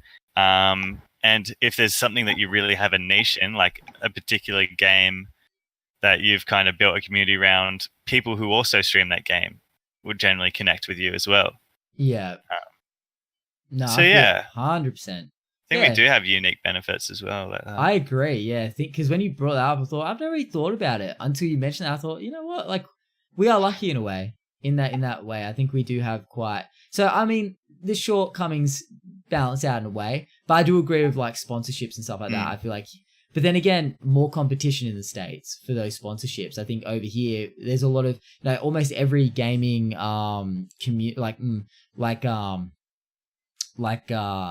developer or gaming peripheral manufacturer has their own ANZ, like Australian and New Zealand, social media presence, or something like, on Twitter, like Bethesda, even I think it was the most recent one where they were like, hey, we finally got an ANZ channel, like, or account and whatnot. And there's less competition for people to get in touch or get connected with those platforms, whereas if you're a small streamer in the States, good luck, because your ninjas and Tim the Tatmans and all that stuff, I mean, that's their thing. I think here you've got more of a chance, if anything. If you're a big streamer here, you're a big streamer here. You know what I mean? If you're a big streamer there, you still might be. You could be a small streamer. Yeah, that's what you're saying. Like the creators. He's got I'll say average like 2,500 followers, viewers per stream. And over here, that is fucking, you made it, baby. And he has, 100%. Yeah. But over there, a lot of people pull that. I mean, like, not a lot, but you know what I mean? It's not like... Yeah, it's more common. Yeah. Like, I think it's because of just almost like demographic exposure. Like, you have more of a potential audience being from the States as you do potential audience being from Australia in that way. And maybe part of that comes down to time zones or whatever. Yeah. Because, who from Australia wants to stream at 6 o'clock in the morning? You know what I mean? Yeah. Like, you can, but, But what did Ando say? Anyone that sleeps during the day. Yeah, so Ando would pretty much be a 6 o'clock, 6 a.m. streamer. I know Loser Fruit does late as fuck streams. She'll stream like all through the night. I couldn't do it. That's probably potentially to capitalize on that. Yeah, I think she does 2 streams a day. I think a few people do, and I think that's crazy, but it is 100%. Because remember, that's the thing, in the Click panel, which obviously Loser Fruit's part of the Click house, they were asking everyone how they got into streaming or content creating, and she said that she had a bunch of American friends that she played games with, and that they all suggested, because she was that she was Australian and a girl, that she'd kill it on Twitch. And these aren't my words. These and then are she did. Her words. And then she did. These aren't our words. These are direct quotes from her. Verbatim. Exactly. That's exactly from Fruity's mouth. Exactly what she said. We remember it because we're like, damn, she actually went there. But yeah, like, and that's the thing. Like, she knows that a lot of people seem to like the Australian accent. We don't get it, but yeah, a lot of people seem to like it. We have it. Exactly. Although I'll watch an Australian movie and I'll cringe, dude. Like, I don't know, something about the accent. Ugh, can't do it. Look, I guess I don't mind it. I think when it's acted, it's a little bit, can come across a little bit like, oi, mate! Ugh, like, and I'm like, oh, stop, please stop. It's this non-stop cringe. But yeah, I don't know. So there you go. So that, I mean, we have our ways. We have our benefits, I guess. So it's not all bad, baby. But yeah, so wait, we were talking about your favorite part of PAX. Yeah, no, that was right. And I was just talking about Bajo's panel real quick. Yeah, which I feel like good. I do feel like I missed out on it a bit. I actually really, in hindsight, once you told me about it and told me what it was, I feel like I missed out. I feel like, unfortunately, that was a time where a lot of people, like, I was bumping into so many people. I felt like if I had gone to Bajo's thing, I would have missed out on meeting a couple of people. which I might have bumped into down the track, but you know what I mean? I felt a bit like it was very torn, and that's how PAX felt the whole time. I felt like there was more than one thing going on at any given time, and you just didn't know which way to go. Well, for me at least, like there's always an event going, or there's different bars. There was a panel while you could be lining up for something or talking to someone. Well, that was it too, because like every night that something would happen at Bartronica, there'd be people also at GG Easy. Just exactly, because neither venue can obviously hold all of us. Yeah. So and there's always people you want to see at both. Yeah, we had friends at both, and we just didn't know which way to go. So yeah, I think it's one of those things. You can't do it all. You cannot do. I mean, you can try and do it all, but when there's panels at certain times and stuff, it's always going to conflict with stuff. Yeah. Almost, I still feel like I had a pretty well-rounded. You did. Experience. I think you did. You did it better than me. I kind of just fluffed around, didn't do it. I just kind of let PAX hit me in the face, where you kind of at least you saw things were on and you went and did it, which I kind of wish I had done a bit more of. But at the same time, I wouldn't change it because I feel like I tried to bring you along, baby. I know, but like I said, there was just people and I was allowed to talk to them, and I wouldn't change. That is a very wanted man. You were quite a wanted man. I don't. You know what? Can I just say, little humble brag? Yeah. I felt like from last year, where I felt like an absolute nobody there. Like it was nice to have a couple of and I'm still not anyone. Like we have a small little community, and I fucking love it.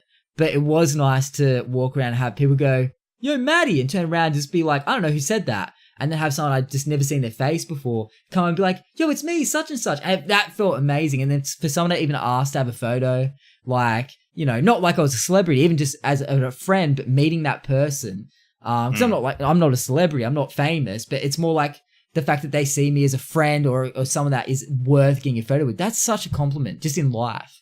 Or just that they wanted to spend a short amount of time of their time at PAX talking to you. It's massive. Like that felt huge to me. So, to me, like, yeah, I felt like I knew I was going to be when I went last year, a lot of my stream, for whatever reason, was American viewers. I don't know why. I always had attracted American viewers. I actually felt like for a while there, don't flame me, Australian people, but I felt like for up until that, I felt like Australian people didn't really like me. I don't know. I felt like that's what I felt like.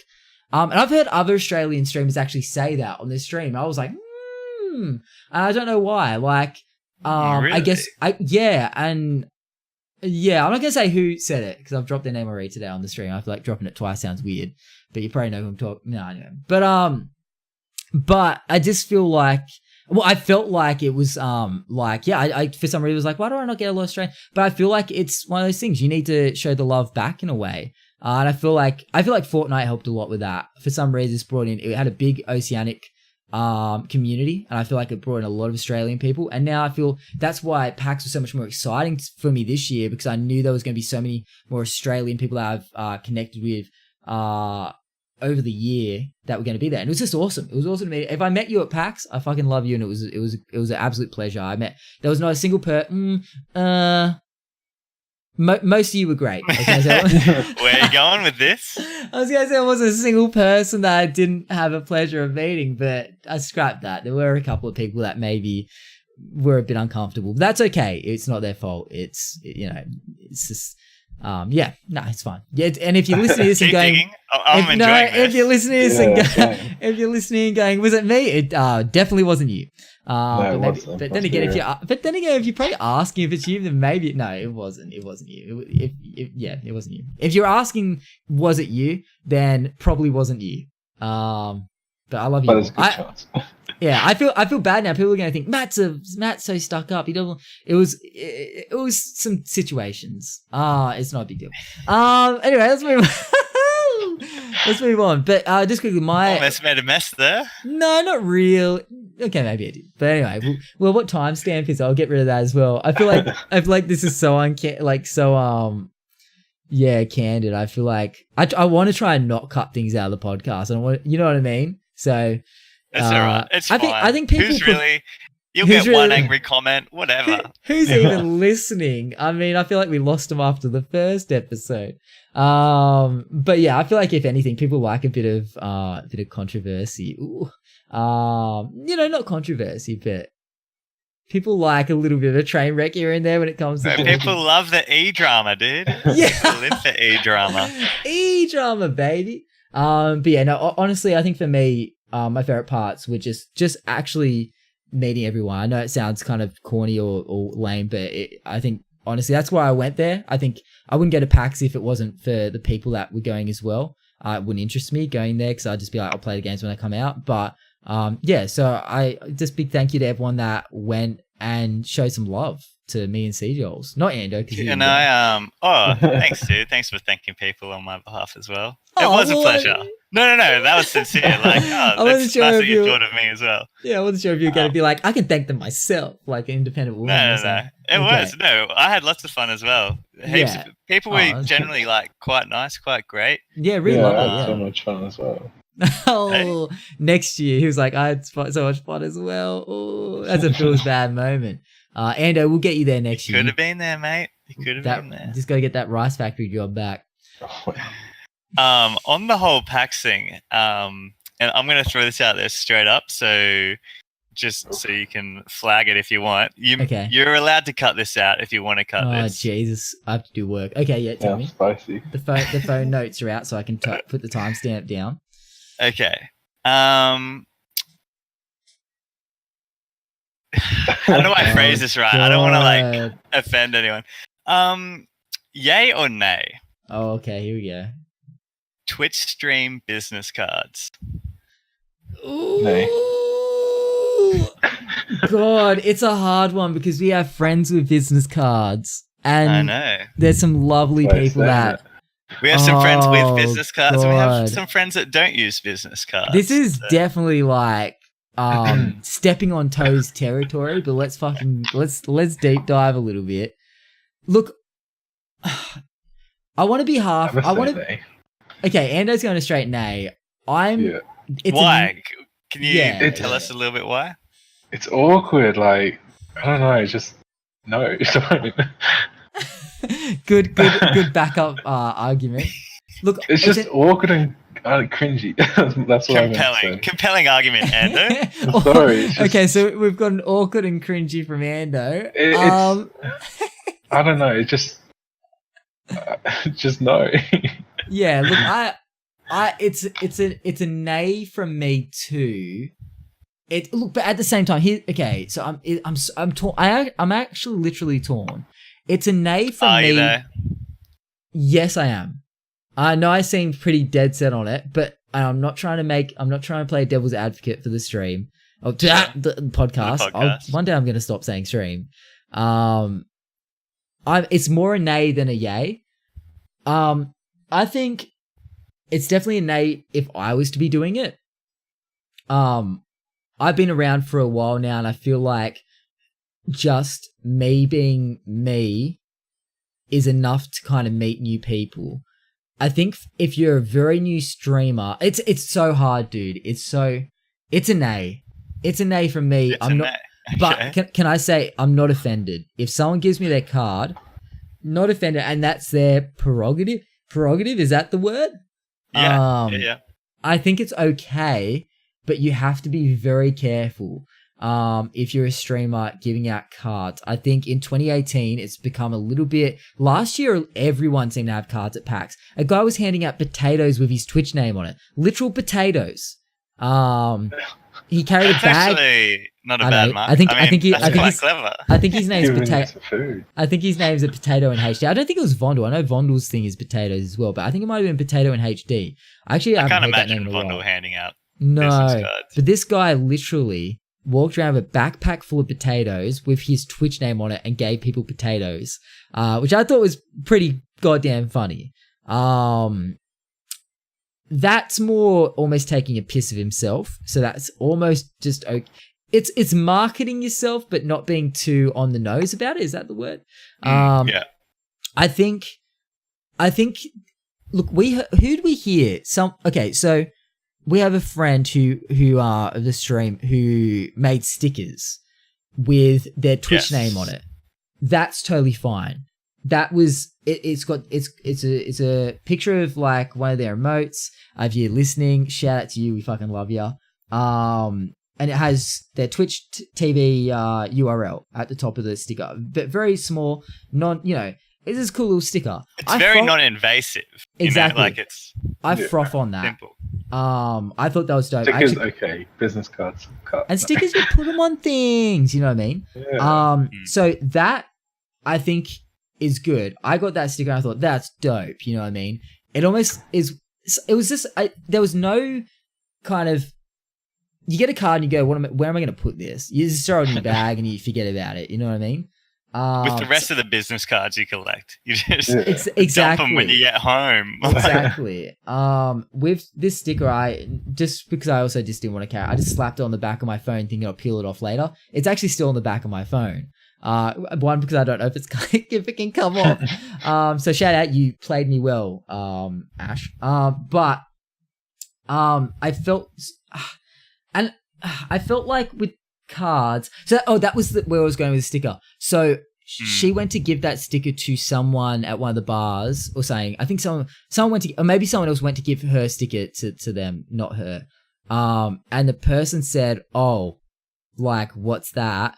Like, and he was like kind of a prominent-ish person in the Twitch Australia community, and then they were like, "Oh, it's just a sticker," and he goes, "Oh, thank fuck, as long as it's not a business card," and he took it. This is the bartender saying that. No. This is like a prominent stream guy. Oh, okay. Who is? Okay, so you're saying this? I don't want to say the wasn't name of the giving person. Their own sticker. No. Yeah. Like they gave Ash's. So I don't think it was Ash. I think someone was giving Ash's sticker went to give it to this guy just because they had so many of them. And she didn't get it 4 packs on it. She just got them just because they're cool. I want to get stickers made. You know what I mean? We should. Because they're not 100%. business cards. Stickers are fun as fuck. Like, you know what I mean? Like it doesn't feel like you're getting, it doesn't feel like you're networking when you get given a sticker. And it doesn't feel like you're being sold to. Sold, like it doesn't feel like, it doesn't feel used. salesy. And Yeah. I feel like networking is, to me, extremely gross. A lot of people are going, this is controversial in a way. I feel like I've always been, and I like it. But I feel like I've always been very anti networking. Some people might say that's a fault, like of my own, and I should be networking. But to me, I think it depends on what your definition of networking is. I think for me, the people that I really responded to and respected were the people that came up to me and were just genuine dudes. Some of those dudes gave me business cards, but I didn't feel bad about it because they were genuine at the same time. I felt like at times. It's so hard. Don't meet someone and instantly give them a business card before you fully just talk. Business card, it's so fucking hard. Twitter is Don't be that guy where they are like at the mall where they're giving you flyers and saying, "Here, come to this, come to this." Yeah, it's like business card. Here's my stream. Exactly. Here's the thing. There's so many streamers at PAX. You giving your card is not as impacting as it seems like such a lazy way. Oh god, it seems like such a lazy way to get your name across to that person. To like, it doesn't even like if someone comes up to me and spends time talking to me, doesn't give me a single business card, but they come up and talk to me for 5 minutes and they talk to me about PAX, and they bring up Twitch or like, oh, have you gone to the Twitch booth? And I might say, oh, you're streaming. Like, almost let the conversation happen a bit more naturally, or say, hey, I'll watch you on Twitch. And you could even say, hey, I stream as well, dude. Like, and say, it'd be awesome to see you come by the stream and you let me know what you think. Something, you know what I mean? Or just something. You know what it is? Like, it's the person that comes up to you and has a genuine 5-minute conversation without mentioning that they're a streamer, without handing you a card, without any of that stuff. Having that genuine 5-minute conversation and then later finding out they're a streamer, makes you more inclined to then follow it up and go, oh shit, that dude was like an actual cool dude. I should like check him out. And that, where the problem is, if someone hands you a business card with little or to no context, with little or no conversation, and little or no genuine connection, your mind, or for me at least, my mind automatically throws it in the basket of like, oh, cool, just like another fucking like promo streamer. Yeah, exactly. Because the thing is, what are you really like selling? Like, as a Twitch streamer, you need to be selling your Yeah. personality. Yeah, Why should and- a card be able to speak on your behalf instead of Yeah. having the actual conversation, which is what your job is? You know? 100%, exactly. No card will ever convey your personality. No matter how cool it is, no matter how cool the graphics are, nothing. You know what I mean? What is going to convey it the most? You're at a bloody convention. Like, do the talking. You know, if you are going to be a successful streamer, and this is coming from me who isn't yet someone who's made it. You know what I mean? No, that's a lie. I've made it in my own mind because I feel like I have a community that shows me love. I might not have made it in other people's eyes, but you know what I mean? But if you want to be a streamer that makes it to that point where you have a community that shows you love, you need to be able to be someone that shows love back. You can't just get it by throwing a card at someone straight away. And I felt like there was a few instances where I saw people flick a card very quickly before even saying pretty much hello. Like, oh, you're a streamer? Here's my card. And it's like no hate towards anyone that does it. You do you. Like, but this is, I guess, a PSA to all the streamers that do that. That I didn't feel disgusted or turned off by it at all. But the whole thing of I'm definitely more like there's been plenty. I don't think I've ever really I've never from getting given a business card ever gone to someone's stream from that business card. I've never typed in the URL. It's never gotten me to their stream ever, not once. And do you think that's almost purely off the gesture that they just gave you a business card? I think partly, yeah. I think both. I think that it just, I don't know. I never feel inclined. I feel like I get given a handful of cards during the stream, during the con, and I just don't feel like I'm not going to get home and just suss them all out unless I had like the most awesome conversation. But I never have. I've never sussed out a card. I'm more likely, the people that, yeah, like you said, I've talked to and then later found out they stream and I've gone, oh my God, really? And like say I found out through someone else, like I've had a cool conversation with this person and then later someone says, oh yeah, like, you know, I mod for their stream or just something random. And you go, holy shit. And you instantly look them up because you're like, wait, who are they? Are they been streaming for long? They didn't say anything. And you're so intrigued. And I'll probably follow straight away because I'm like, I got to check them out next time. They're so chill about it. And it's true. It's almost just being a genuine person, but I get it. The desperation of like, but if I don't tell them my stream, like they're never going to know. And yeah, that's true. They might never know.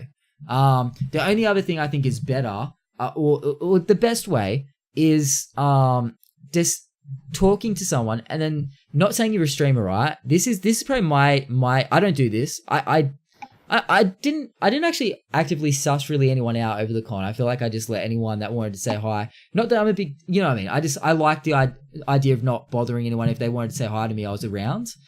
We had our own little crew hanging out, like, you know what I mean? It was nice. Like I felt like we constantly just bumped into people.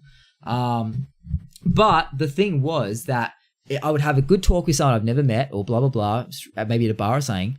And at the end, they might say, hey bro, do you have Twitter? And I'd say, yeah, I do. And we'd follow each other on Twitter. Their Twitter, if they're a streamer, will have their Twitch on it. You know what I mean? And I'll go, oh, you're a streamer. You know what I mean? Maybe do it like that because I felt like that was the most polite way of doing it. Talk to me because I'm just a guy that's into the same shit as you. Feel free to bring up streaming. Doesn't bother me. I feel like, though, the best thing was when people were like, oh, shit, man, do you have Twitter? Like, almost like they're so interested and just more treat them like you want to follow them for them. And even if you're in it for you, whatever, that's your deal. And you want them to see that, you know, it's the best way for someone to instantly feel like, oh, I'll follow you back. You know what I mean? And cause you kind of go, oh, I just chatted to this guy. They were cool. I've made a connection. This is the perfect way to stay in touch. You got your DMs on there. You can see what they're about through what they tweet. And usually there's a link. They might say when they go live. So you know when they're a streamer. You know what I mean? It's probably the best 100%. Bet. Best bet, let Twitter be your business card for you. Because I think last year a lot of people were doing the business card thing. I think honestly, they saw it wasn't worth it. I saw a couple of maybe newer streamers doing it this year. But I maybe got 5 business cards, which is a few. It'll be interesting next year to see if those same streamers are doing business cards next year. Exactly. As well. And I would or say if they change tax. I would say they'll find that maybe it didn't do anything. Twitch is not in any way a quick game. It's something you have to work 100%. at. I've been at it for 3 years and still have days where it's not that. And look, it might be because I'm dog shit. Maybe I ramble too much, aka this stream. But Podcast. Wait, what? You said stream again. This podcast, It's 3 years of streaming will do that to you. Sorry. Keep correcting me. I need it. We'll get there eventually. Hashtag We'll burn the muscle memory into you. Yeah. Make Matt remember it's a podcast. Start a stream tomorrow. Hey guys, welcome to the podcast. Bro, imagine if it starts turning. I'm like, good podcast at the end of the stream. But yeah, I just think I don't know what I was saying, but yeah, I think No, you were saying Twitch isn't a short-term goal. Like it's not a marathon; it's a sprint. You got to really. It's not a quick sale. Like and if you think it's a numbers game, it might work for some, but I think it's a community game. I think, and it's not a game, but I'm saying it more like that. It's something you have to really build, a community, and those people you want people to. I just saw Ginge jumped into the sub voice chat. It's like we're in the shout out to Ginge this week, apparently Gingerbread Gamer. But yeah, it's something that I think a business card. I think making genuine connections will always trump a business card in a quick. 100%. Especially the thing of please don't. If you've talked to someone for 1 minute, do not flick a business card. Don't do business cards at all, in my opinion. I think, but if you're gonna give them a card, I think the thing for me with cards, last thing, I swear to God, we don't talk about cards. But the one other thing is that cards makes more sense if you are someone trying to perhaps work out deals with brands and stuff like that. But real talk, you have to be a bigger streamer to make that shit happen. There's so many people that have been working for a long time. I'm not even at the stage where I can ask for sponsorships in any way. I don't believe I can't give those companies what they, that the exposure. I think leave that for the people that have pushed it and worked their way up. I think cards though, that's great. Like if you're walking around PAX but then again, at that point, I don't think you need to because you're a big enough name. You know what I mean? I think cards, just let your personality shine, as lame as that sounds. Be a good dude or dudette to people around you, and they will start to know your name. I think that's the lesson of the day. We haven't told this story to anyone. I don't think even does Ando know? Ando's going to pretend to not know. Oh, I don't know. Okay, so I was going to tell a story on stream. I'm sorry, anyone that's like, this podcast is going too far. No, fuck, I'm not sorry at all. No one complained that it was too long last week. I think one person said that it could have been tightened up a bit. So to that one person, love you, but deal with it. Yourself. No. Only a little bit out of love. But hopefully just fuck yourself a little bit. There's a little bit, but hey, I like it. Just the tip. I happen to love a long ass podcast. I don't like short ones. I love long podcasts. So hopefully you guys do too. Hopefully we'll get a community of people on the podcast that love long format things like podcasts. But so anyway, final story and topic of the night is the drive home from PAX, where shit for me and mostly for me, went a little bit pear-shaped. It's still a real, it's like, I'm saying it with a smile, but it is a real feels bad moment. And today I wasn't 100%. Even going to, bro, okay, can I be real with you and Ando and the people listening? I wasn't even going to stream today because I was so bummed out about it. What? Still. Yeah. It's actually been getting me down, dude. Not to be a Debbie Downer on the podcast. It's been like, and it's not so much the thing you think of the part you think about the situation. Anyway, the story. So I'll explain what happened and then explain why I'm feeling the way I'm feeling. And then we'll probably, I don't know, we'll do like a song or something to end it. We'll sing something to make us feel, you know what I mean? We should end with some Cardi B ASMR. Oh, damn. Maybe. So anyway, the deal was that we road tripped to Melbourne. We got Tay's, my wife's car. She lent it to us because she's a beautiful legend. She lent the car to us for the weekend. So we drove down to Melbourne. No problems there. It was actually a great trip. It was fast. It was precise. It was quick. And, the trip came to an end. We had a great time. We drove in and out of the city about half an hour to and from the hotel. Everything was great. Car was a great idea. The flights were going to be $400 a pop. Return for me and C. Joel. So about $800 for both of us to fly from Sydney to Melbourne back because we were doing it so late.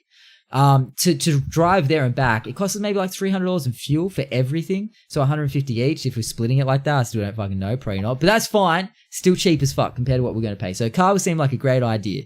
Very cost effective. We were probably halfway through our drive home, cruising, loving life. We may have had Twitch up on the dashboard. That's fine though. I don't even care anymore because fuck it, we didn't get caught for that. We were watching Andy Milanakis, wasn't we were watching Andy Milanakis, yeah. TwitchCon. TwitchCon, and we had it like so you can get, and cops, don't come at me. You've done enough damage for one man's soul. I'm gonna say I was just I was listening. Let's just say I was listening to Andy. I wasn't watching Andy. With both eyes. I had one eye on the road. No, I'm kidding. I was watching the road, all right. If anyone that's actually thinking I'm dead to you, I was actually watching the road. But we had the phone, my phone in a little phone mount that was suction capped to the screen. And Ando, C. Joels was watching. But remember Ando when you were there? But C. Joels was watching Andy Milanakis. We had it kind of on the windscreen. I was listening. I might have peeped it every now and then. So I was like, okay, thinking, I hope a cop doesn't come up because they're probably going to think I was watching. We were like mid-conversation too. We weren't just like watching it. We were just, it was just background. It was just literally something to have on. I was just driving away. I was just doing my thing. I had cruise control on. So I was sitting at a perfect 110. The road was 110 kilometers out. I was sitting exactly on 110. Being a good boy. Nothing like, honestly, I was literally thinking I was like the most law-abiding citizen at that time, other than the fact we had practically a movie playing in my vision while I was driving. But I wasn't watching. I swear I was looking on the road. But I did think if a cop comes up, they might think I'm watching and might get in trouble. Anyway, sure enough, a cop comes up behind me. I'm like, oh, I was like, okay, let's hope that he doesn't notice the thing. He then goes to the side of us, starts driving up next to us, and then pulls back straight away, gets back behind, lights go on. Fuck. So we're like, okay, shit. Instantly we're like, here's the story. You were watching it, C. Joels. I'm driving. I wasn't watching. We just had it on, pull over. And I'm thinking, this is fine. We'll just explain that C. Joels was watching Andy Milanakis because he's a boss. And I was just having a good listen. The cop, I wind down my window, got my license ready, cruisy as fuck. Cop gets out of his car, confident as fuck. That he's got a few young bucks to catch with a few felonies. Walks up to the window and says, do you know, he said, the reason I'm pulling you over today is that you were driving in the right-hand lane. The right-hand lane!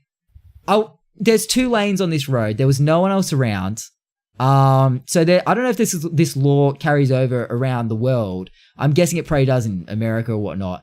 But if you're on a freeway or a motorway, if there's more than one lane, like this one for instance had 2 lanes, a left lane and a right lane. It was 110 kilometers per hour, both lanes obviously. But you see the right lane as a taking over lane. So you're supposed to drive in the left lane unless you're overtaking. You just use the right lane to take over. Obviously, no one fucking abides by that law. Many people sit in the right lane for an entire trip. I always sit in the left lane. I overtook someone. I obviously just hadn't pulled in yet. And I drove for a couple of kilometers because there was no one on the road. Wasn't thinking about it. Didn't think it was an issue. Cop came up. He pulled me over because I was sitting in the right-hand lane. Apparently, I'm a red hot criminal at this point. So I'm thinking. No, what did he say? He saw you pass him, and then he said he watched us for a couple Ks. He actually, and he saw that I wasn't just sitting in that lane. He actually said he saw me use it. He said, I saw you use the lane to overtake someone, but then you just didn't pull back in. So he didn't. It wasn't like we were just sitting in there, but he actually used it. This is a very this is a very anger management situation for me. Because if you've ever seen the movie Anger Management where they try and make Adam Sandler snap because he's too nice, this was kind of like, for me, I felt like it was a very like, okay, this is actually ridiculous. So So anyway, first of all, he catches me for that. Everything, and I'm thinking that's fine. And we switch, and then at that moment we quickly switch off Andy Milanakis, which was still running. He didn't notice that. And it turned out it wasn't for the phone being played in front of our eyeballs anyway. But then he says, "Okay, I'll just get you to do a random breath test." No worries, I don't drink. So I counted to 10 in the breath test. He stopped. He said, "That's fine. You're good. You're bloody sober as fuck." He didn't say it like that, but obviously I passed the test. Then he's like, "You haven't touched a drink in 30-odd years." 31 years. You know, and so that was fine. Passed the test. And then the last thing, he was like, "Can I just quickly take a peek at your license?" "No worries, officer, sir.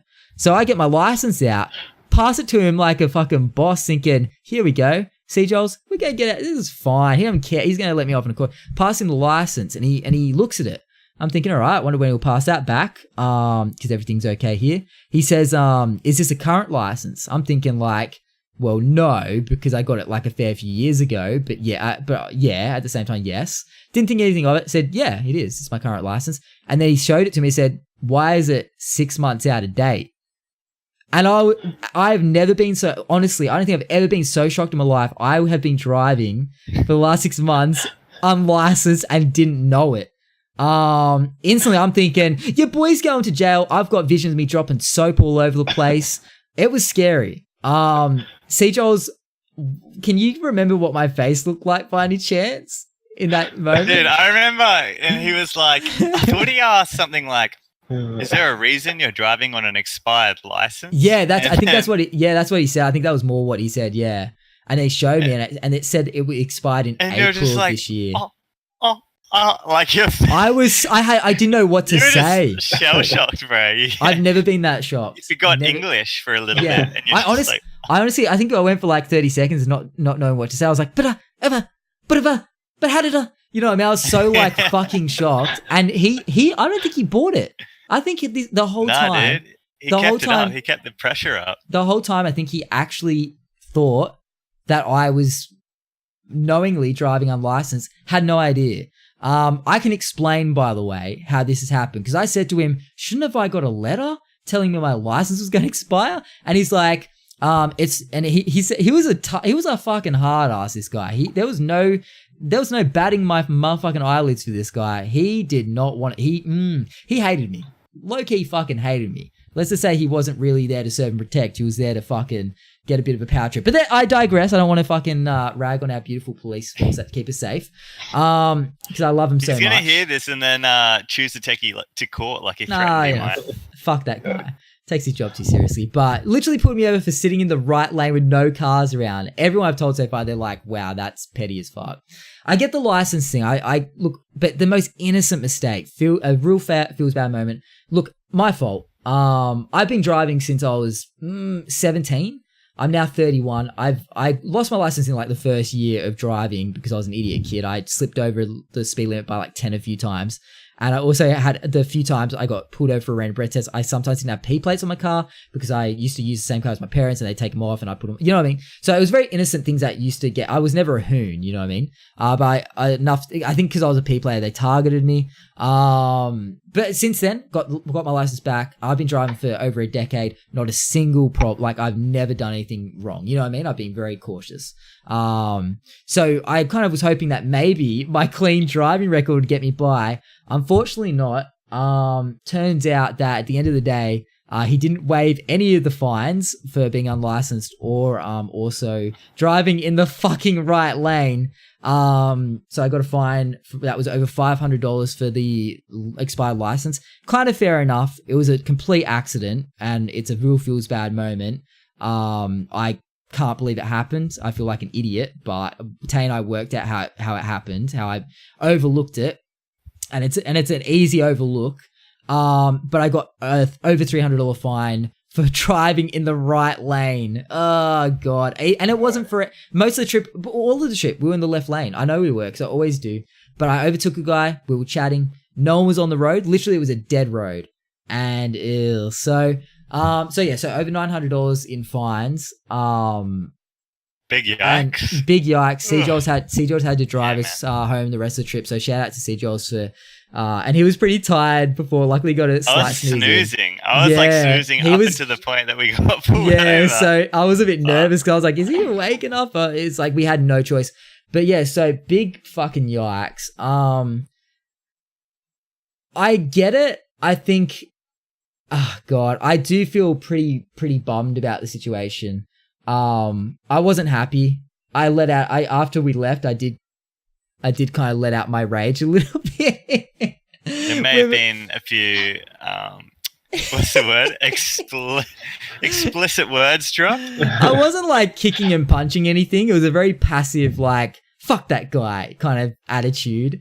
And I still have that attitude. I think he handled it in a really tacky way. He's the sort of dude that just gives cops a bad name. Like, Absolutely. people wonder why people hate cops, and it's because the dude's exactly like him. Yeah, Like, exactly. I've met so many lovely cops, and I've met ones that have really like pleasantly surprised me and been really reasonable and been really nice blokes.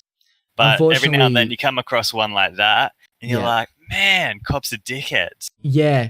But they're not. It's just you get a bad egg here and then. Unfortunately, we came across one. Yeah, that day. And it was really just and the main problem here is that, and I said like today I was bummed out. I got up super late. I felt really bummed, and not to be like a Debbie Downer on the stream, like I said, but it's not the money. It does suck. It fucking sucks because that's a big chunk of some money I got donated recently.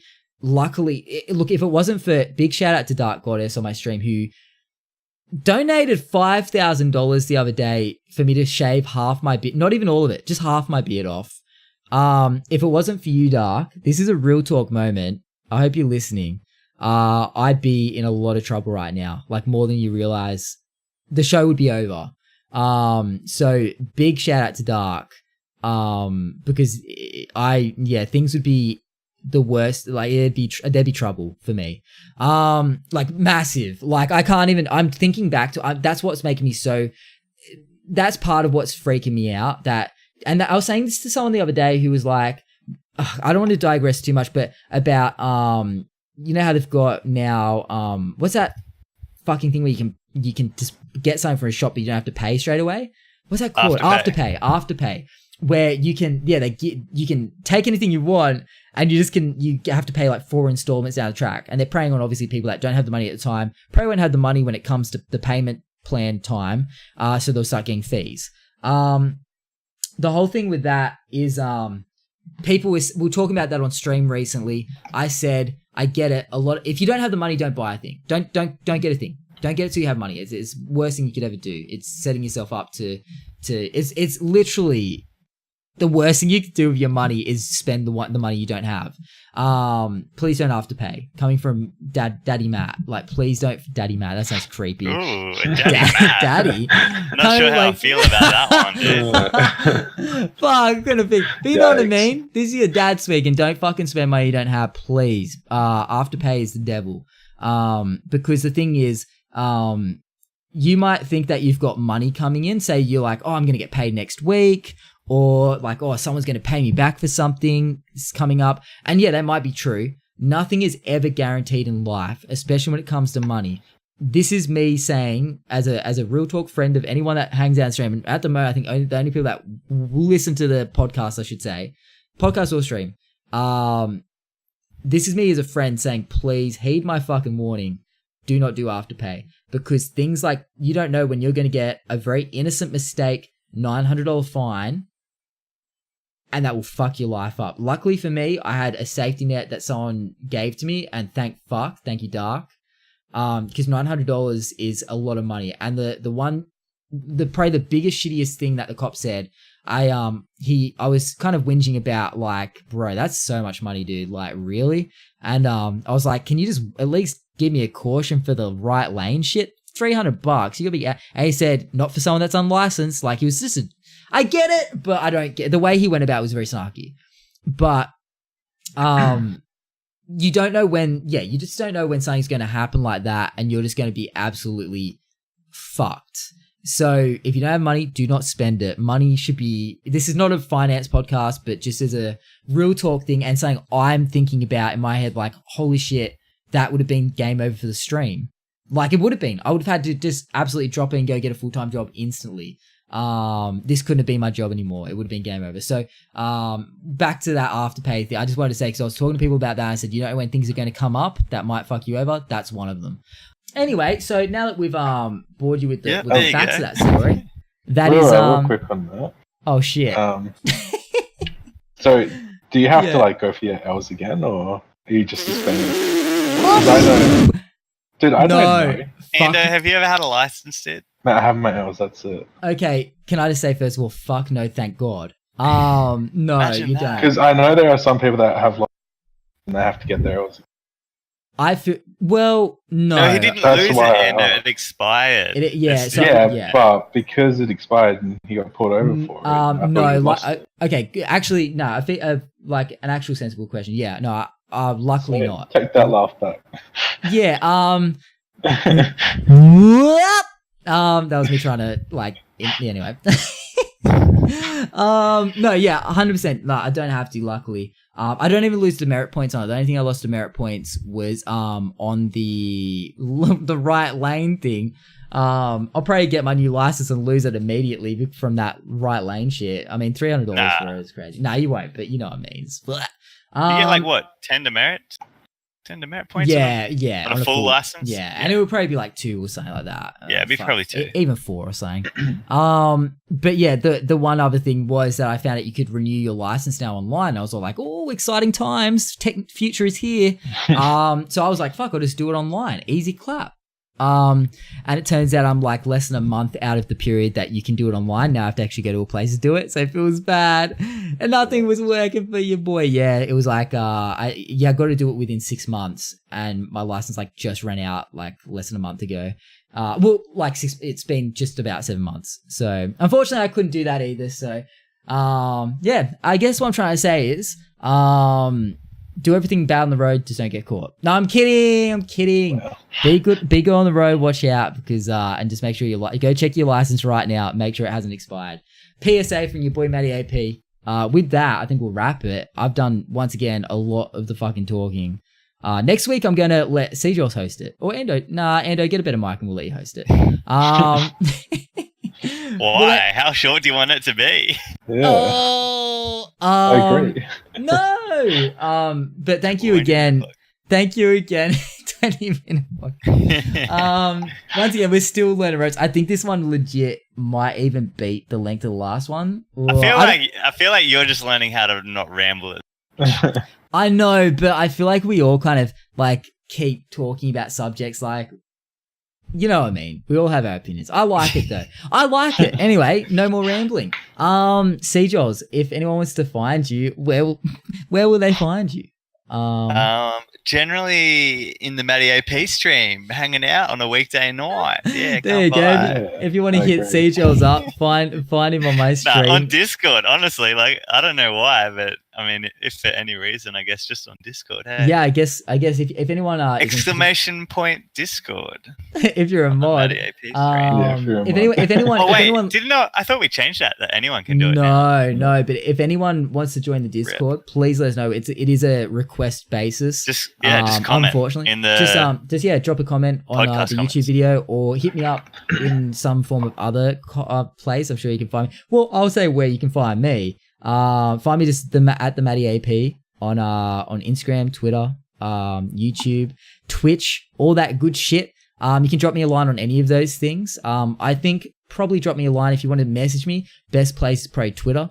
But yeah, definitely come by the stream. I mean, you probably listen to this on YouTube. You probably know that you're on YouTube right now. You're on my YouTube right now. I don't need to plug my YouTube, but yeah, definitely feel free to ask for the Discord. We've got a little community in there. Mean being cool, not meaning toxic. Yeah, we're all very lovely. That's where you can kind of hang out with us off stream and chat. We're not using it that much we do. I'm trying to make it like not overhyped, you know what I mean? Come in, don't expect too much. It's okay, I guess. Expect a little bit. Expect a little bit, but not everything. Ando, where can people find you, dude? Same as C-Jaws Discord. Bro, don't you have a Twitter? You gotta plug your Twitter, boy. I don't use my Twitter that much. Boy. It doesn't matter. It makes it sound like we've got shit going on. Plug your damn Twitter. Fine. Bartman6954. Happy? Happy? This is the opposite of PAX. What's happening right No, now? It's like you know you're what? having, it's like He's pulling just gonna teeth. bleep it. I He's just know, gonna right? bleep it. Pulling teeth to get people to like promo themselves. I know. Meanwhile, what we're is at it? PAX and people are fucking palming us Twitch business cards like Yeah. they're fucking Oh, it's $100 great. bills, you know? Like, Yeah, 100%. Oh, I love it. I fucking love you guys. Great podcast. Oh, see, I went to say stream. I said podcast. Great podcast once again. Hey, you're learning. Thank you. Do you guys want to say anything else before we dip out? Is there anything else you wanted to touch upon? I apologize Listen. in advance for how long this podcast has been. Yeah. And Matty will continue to improve and cut down on the rambling. Yours sincerely. Oh, I agree with that, actually. 100% that statement. And anything else? Listen to Pomp Pomp. POMF. Okay, that's not making the cut. So yeah, Ando will be not joining us next week. If you would like to be our third host of the stream, drop us a line. What do you and, mean? We'll Bang place it. it. In 50 words or less. 50 Just words or comment less. below. Literally all I have to say is I have a better mic than Ando and the Hired. Man in and the box. Man in the box. Wow. And from myself, CJ's a Man in the Box. It's been a pleasure having you guys along for the ride once again. Another 2.5 hours. Technically it says we're going for 3 hours, but we talked for like half an hour before we started. So I think it's been another 2.5 hour. Let's say it's pretty much going to be 2.5 hours. Probably Perfect, most baby. weeks. That YouTube money. Oh, you know I get it. Or no, I don't, because I'm not at the point. Make sure you also subscribe to the YouTube as well. Don't just watch this and not subscribe. We need your support, baby. But thank you for everyone that's listened and made it to the very end of the podcast. We need to have like almost like a little treat for people that make it to the end. You know what you know what some people do? They say, for anyone that makes it to the end of like a YouTube video, they say this random thing in the chat or in the comments below to let us know that you watched the whole thing or listened to the whole thing. So if you like this episode, say "Down with cops" in the in the comments. Down with cops.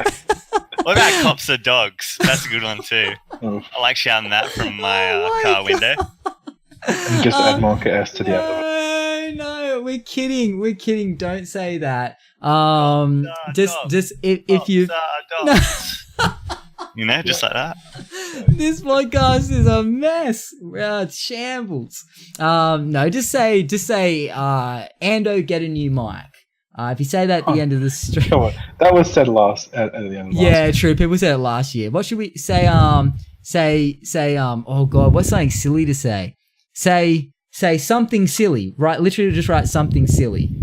Like Peanut butter penis. no. Peanut butter penis. All right. If you like the episode and you want to show us you got to the end, right? Penis butter.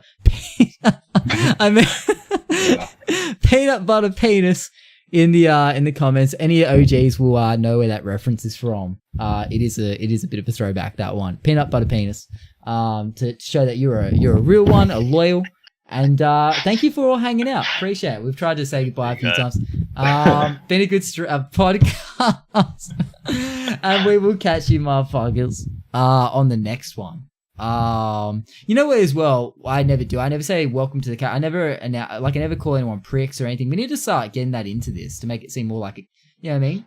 Welcome pricks to the, anyway, we'll work it out next week. Guys, everyone take care. You've been rambling on the ending. I know, it's my brain. I'm Bye. sorry. Bye. Thanks for that. Bye. See you next week. Yeah. Good podcast. Okay, we're done. Yeah, you should cut it about 5 seconds ago. Cops are dogs though, aren't they? I'm kidding. They'll cut that out.